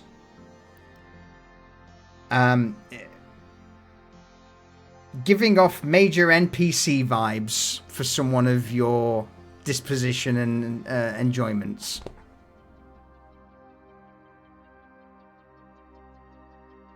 You would notice that there are a few mule security officers dotted around. Which is quite rare, considering that mule security typically only arrive 10, 15, 20 minutes or more after a crime or something's been committed. So the fact that there is security dotted around, mingled with some of the technicians, is certainly odd. She'll mutter something. She'll like put a finger up to her ear and kind of like mutter into the rest of their comms pieces, because I assume we all have them. Absolutely. On our own frequency. Mm-hmm. There's extra security here. No, wait. There's actually security here, and there are dock workers who are not actually dock workers. This is probably gonna get messy. And Mafet's gonna respond. I don't think that we should be the ones placing this. Like, how can we come up with how it gets where it needs to go with us, without us being the ones seen placing it? Hera? I can remote control the cart. Dolly cart. Dolly cart. Yeah, she's been listening to the singing, so now she just automatically calls it a dolly cart, not really understanding why.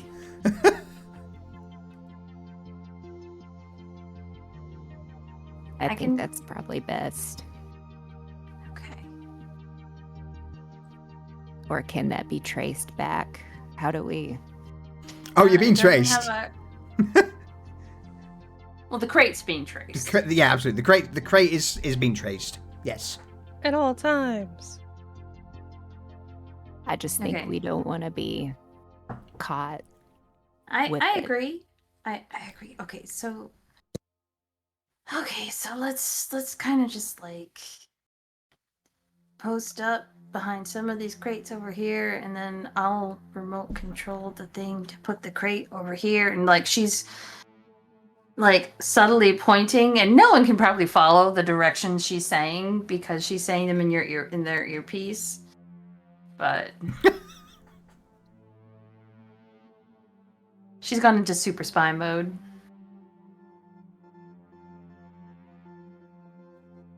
The paranoia amuses me.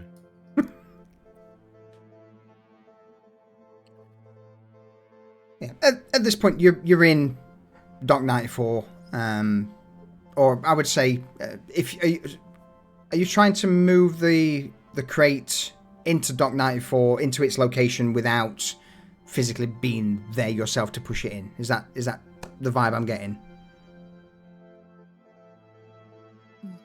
That's what I'm suggesting.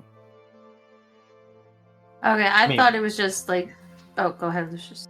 Yeah, I thought what you meant, like, we get there and then we just stand where we were and then just fucking coast it to where it should be and fucking Yeah. leave it.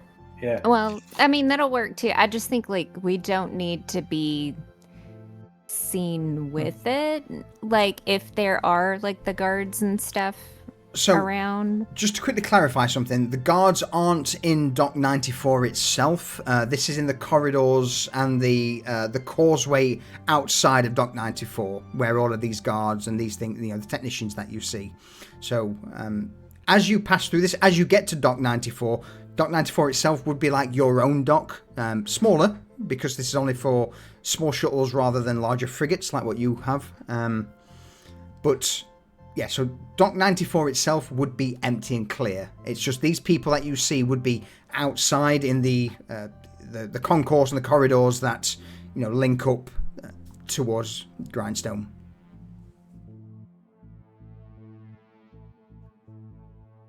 So I hope that clears how it looks. The outside area populated. As you get to Dock 94 itself, Dock 94 will be empty when you arrive. But Maisie is interpreting the presence of security along the route they were going to take. I think it's the only route they really can take. Plus, people who are clearly not dock workers is like she is 100% associating it with what they're doing.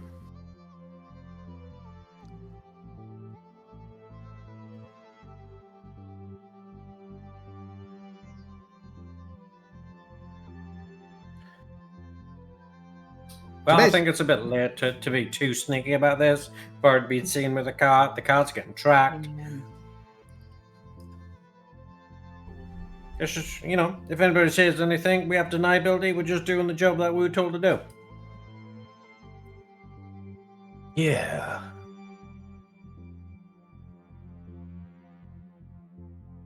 I mean, I agree with you. We're already seen with it.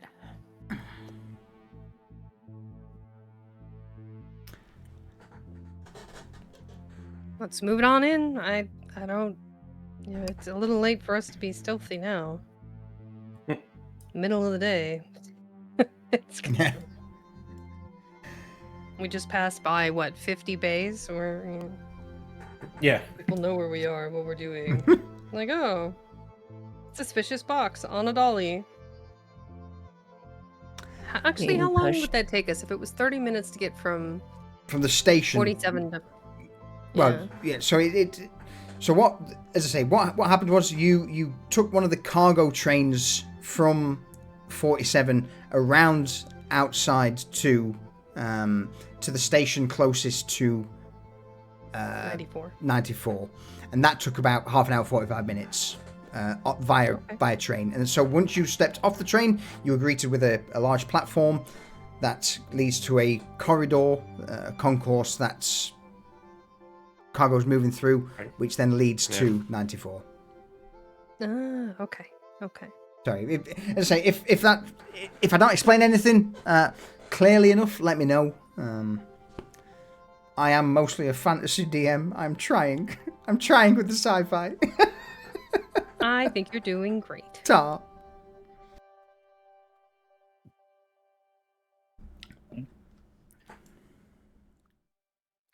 All right.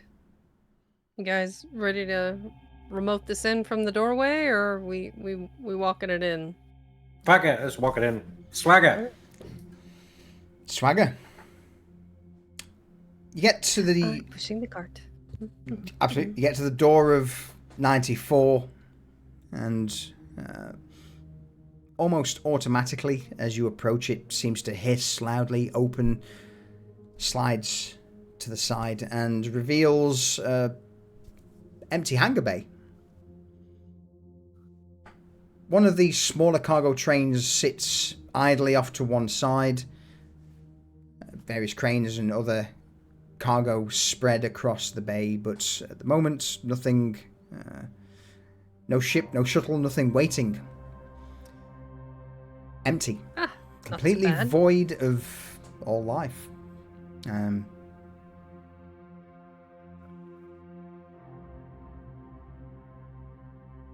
I don't like it. Just put it up there. You got that camera still? Always. Could set it up if you want to have... If you want to get some kind of video of what goes on here.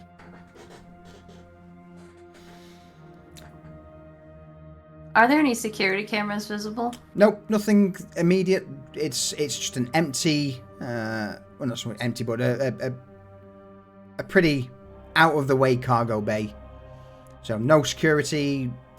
One terminal used just for booking in drop-offs, and the cargo train that just again can move heavier objects. It's the perfect location for clandestine deliveries. And you've got roughly half an hour before the meeting is to occur.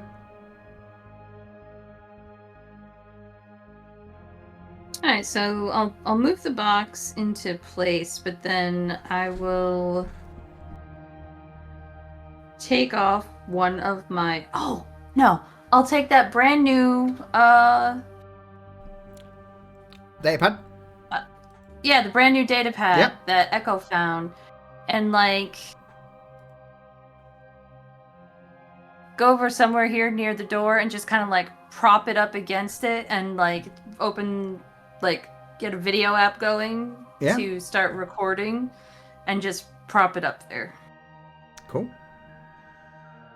I'm going to pull back to Maisie, because, sorry, to Mefet, because she's been quiet for a while. Mefet, is there anything you wish to do or know or look for as during all this?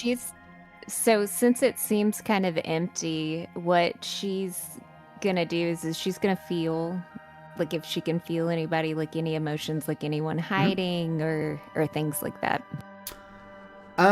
Immediately, no. I'm going to say that as you take a moment, deep inhale, close your eyes. No, you are absolutely safe from any interference. You get a slight subtle feeling from individuals outside, but there's just too many people moving, hustle and bustle, that you can't focus on a certain emotion. But this cargo hold, this docking bay itself, absolutely crystal clear. You're not being observed. I'll say I don't think she kind of trusts it, so she's just wanting us to like hurry up, get it in place, and then we just need to either like leave or hide or something.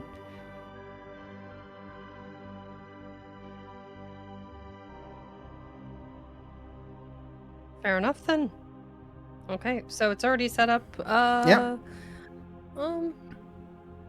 I guess I don't mind waiting kind of near, just as a security, like I've already dressed to the nines for this exact purpose. Absolutely.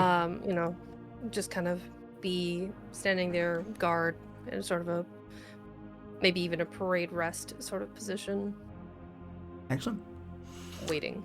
10, 15 minutes pass, and eventually, Hyoka, you'll be the first one to notice there is a slight connection. There is another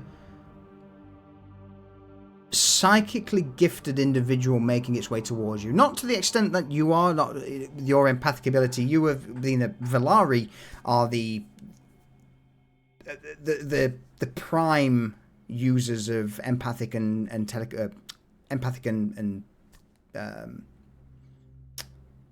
what's the word? Goddamn.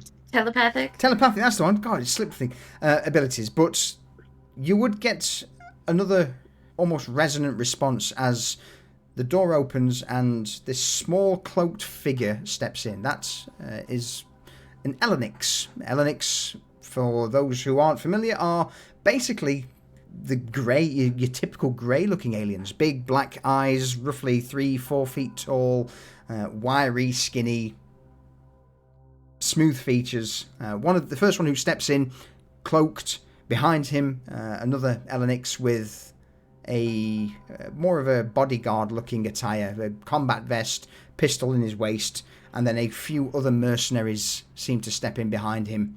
This Elenix steps in, looks around, sees you, Hyoka, first. Now, also just as a point, Jax has joined you with this at this point, and he would be sat, no doubt, tinkering with the crane towards the back of the room, maybe even stripping a few parts. But this individual steps in and guards you all. Good afternoon. I am Eno of the Silent Ledger, and you are the couriers, I assume? Wow, what gave you that idea? You're amazing. He just motions a hand towards the box. Yes, well, deduction is not difficult for those with a higher mental processing now, is it? Unfortunate. Our buyers should be here any moment, and trust that and he steps towards the crate, takes his own datapad out and begins to scan it. Trust that this has not been tampered with in its transit, yes? It's been put on a cart and moved around. Yeah, not since it's been in our possible. hands. Can't say what's happened since before we took it. Any issues in your transit? Perhaps? No? Yes? It was a bitch getting it off the fucking rack, let me tell you. These big black eyes squint for a moment as it looks at you, Hyoka, from beneath the hood. I see.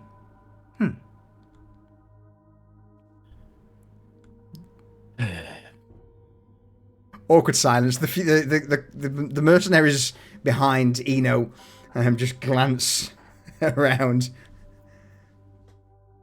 None of them have brought their weapons up, but the bodyguard just stands, making a point of standing between Eno and you all. And it's at that moment where Eno looks up from his datapad. It would appear that our guest's buyer has arrived. Marvellous. And at that, the blast doors behind you that lead to the void of space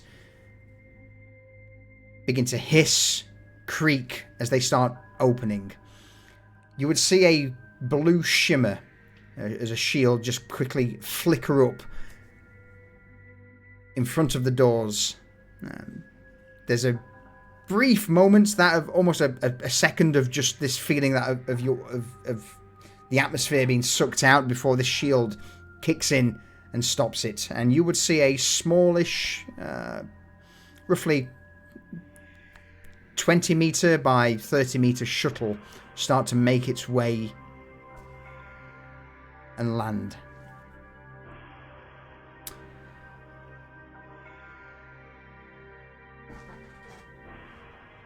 Ek will comment on how graceful the landing was.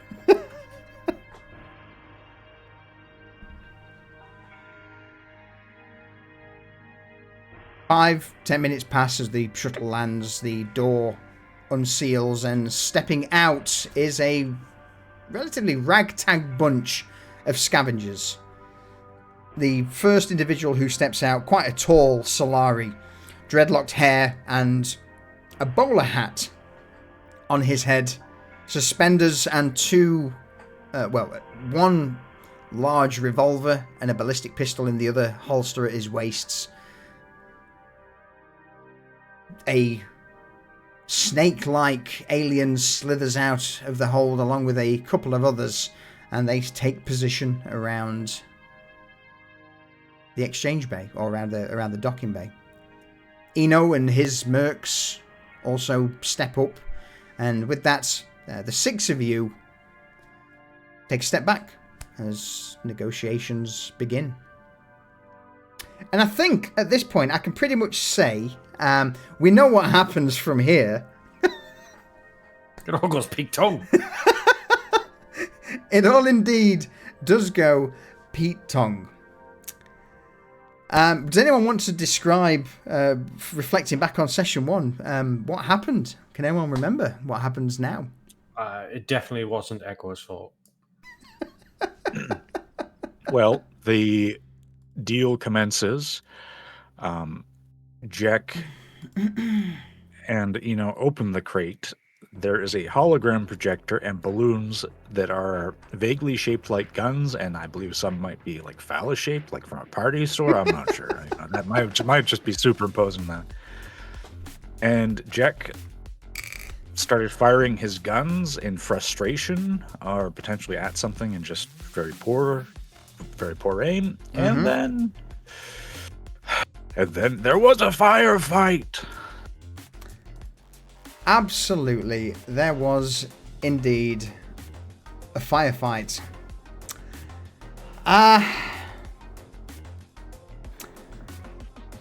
Let's bring things into where we left off, shall we?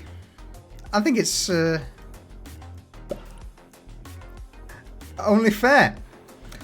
Indeed, a firefight kicked off. A multitude of bodies now litter the ground as security stormed in, all guns armed, pointing in your direction. Jax immediately scoots over with his plasma cutter, whips round, creating a hole into the tunnel below, and Jax will drop down. Son of a bitch. What do the rest of you do as you are now surrounded by corpses? Eno of the Quiet Ledger, petrified, and Mule Security breaching the docking bay.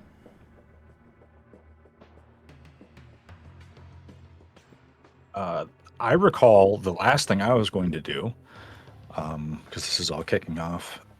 I think the only remaining scav is the guy on the train. Yep.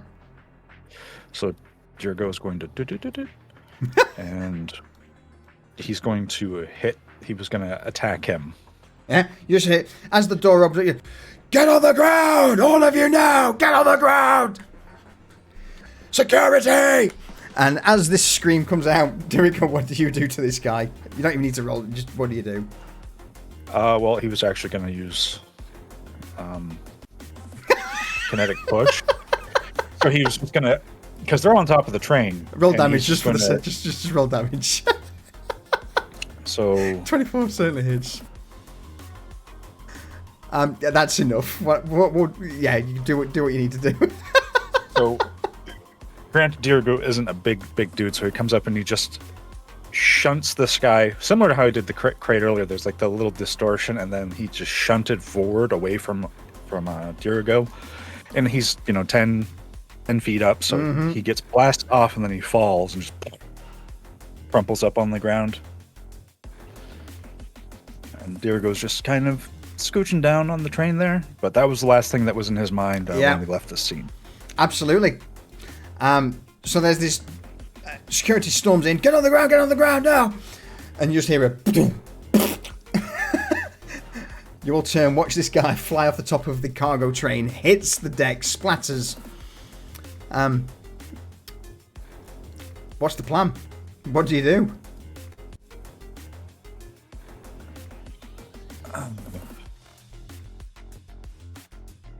Is the one next to me still alive? I think he no. surrendered, didn't he? He dropped his gun, didn't he? That one, yes, yeah. Yeah. And Thoughts on? This is not a combat, even though it looks to be a combat thing. Don't think of it as a combat now. What would you do in this situation as security comes storming in? I think Mafet is gonna go to Eno, Yeah. and forgive me, guys, if this doesn't work out. And she's going to use her empath feature. Okay.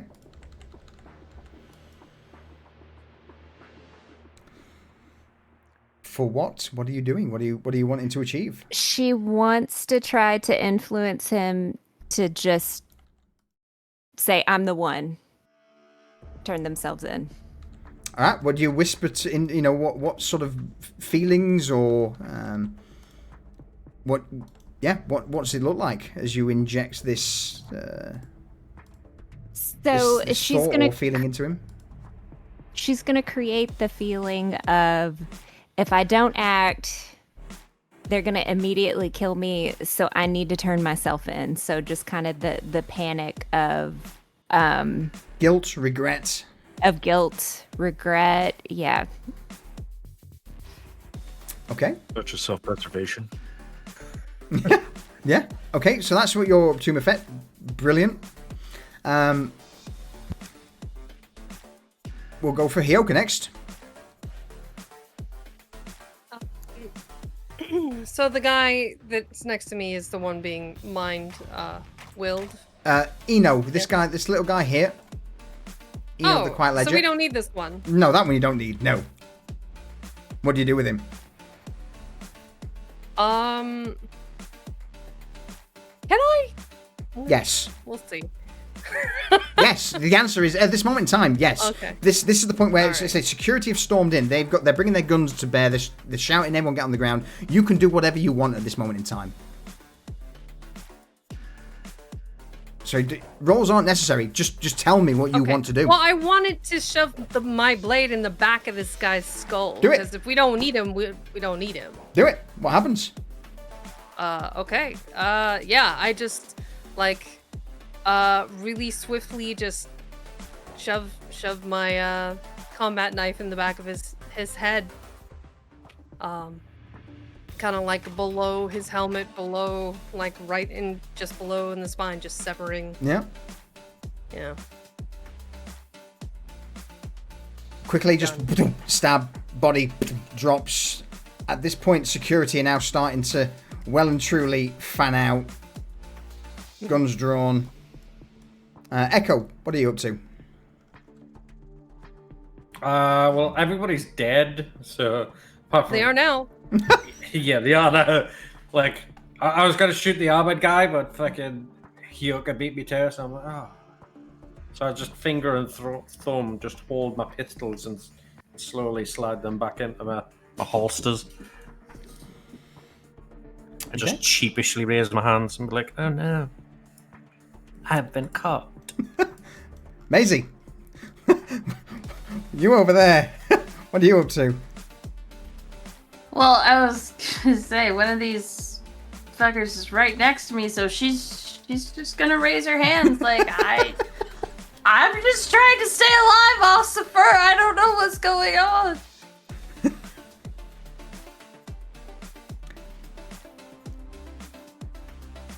Security begins to fan out a little further. Several, along with an officer, come towards Heoka, Echo, Buffet. 2 towards you, Maisie, and the third, or 4, well, 6.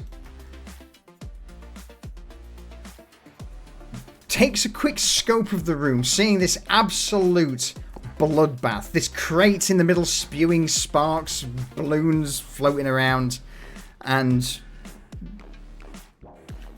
yeah, at that, full circle. The time loop has been closed. We'll pick up what happens next session and call it there. Well. Ah. That Nice. was stressful. Murder. The music added to that, I think, a little. It pulls you right in. I didn't even realize we could hear the music until like 5 minutes ago. Ah. That's how into it I was. Ah. But yeah, that basically now brings us full circle from episode 1. Whoop. Whoop, whoop, whoop, whoop. At this point, as I said to the players when we first set out on this little adventure, there is an element of railroading, which is, how they have to get to this point. So players, congrats, you're here. You've got to the point. The rest of what happens now is entirely unscripted, unrailroaded. I mean, even that wasn't railroaded. That I'd still left everything up to you guys how you got there, but yeah, you didn't open the case. The story from now is completely of your own making, and hopefully for you guys, for you players, that provided enough of an introduction for you to get into character, feel your characters out, and you Yeah, look we're forward to 500 more. here. Maisie needs like a stress ball, one for each hand. A lot. You can juggle them.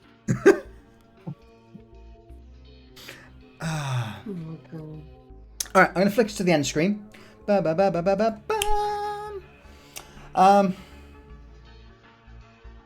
Yeah. What do we say? We did it, gang! We came full Yay. circle. Hey.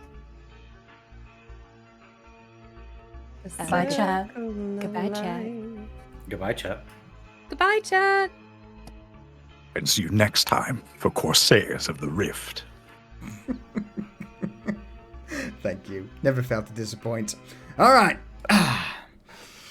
I am going to try and find someone to raid. But once again, just to quickly recap.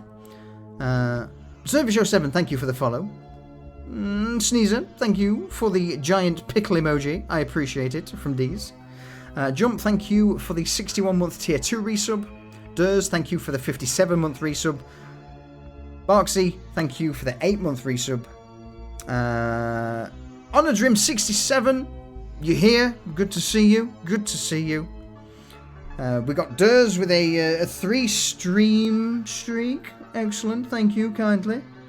Prepperjack then just again opened the wallet and went, here, Solution, have all the bits. So Prepperjack, thank you for the 5,000 bits. Vex, thank you for the giant emoji. Poppy Pancake, thank you for the follow. Vex also reached the 3-stream streak. And last but not least, Diesel, thank you, my dude, for gifting a sub to the one and only Claytis. Claytis, good to see you tonight as well, man. It's been a while.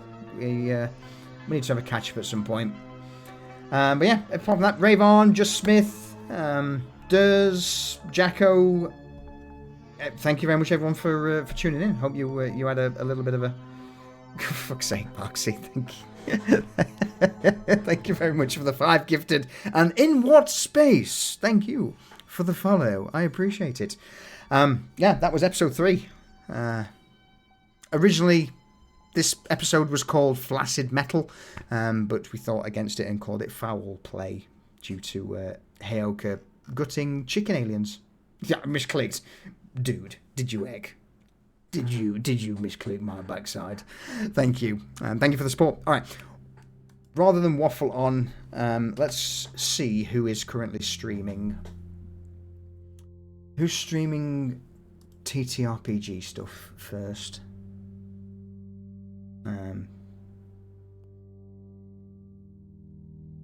And I did notice the EVE Online discussion earlier, and annoyingly, because obviously as DM I couldn't join in, but just want to say for the record and for VOD viewers in future, Galante is top tier. The rest of you, yeah, not happening. Yeah, just go away. Galante all the way.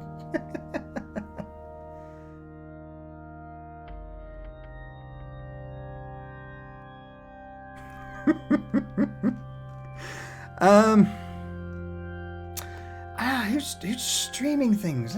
We need to find someone to bitch, please.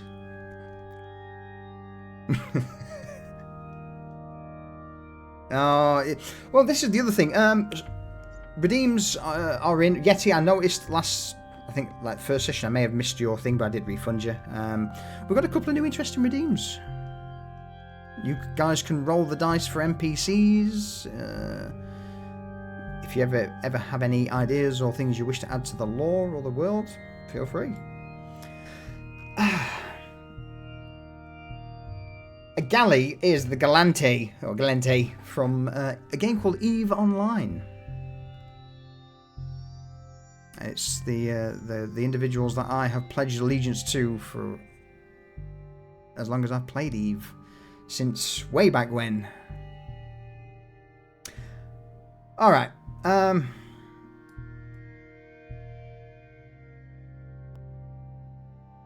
Whispering Winds TTRPG are currently streaming. Let's go and see what those folks are up to.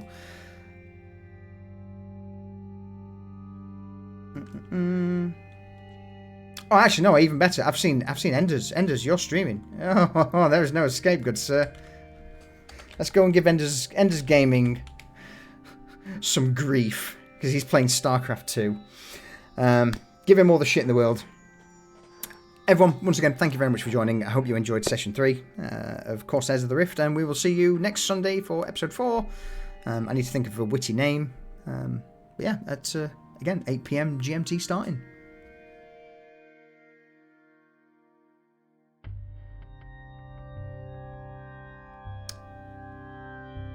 Ta-ta for now. Ta-ta for now.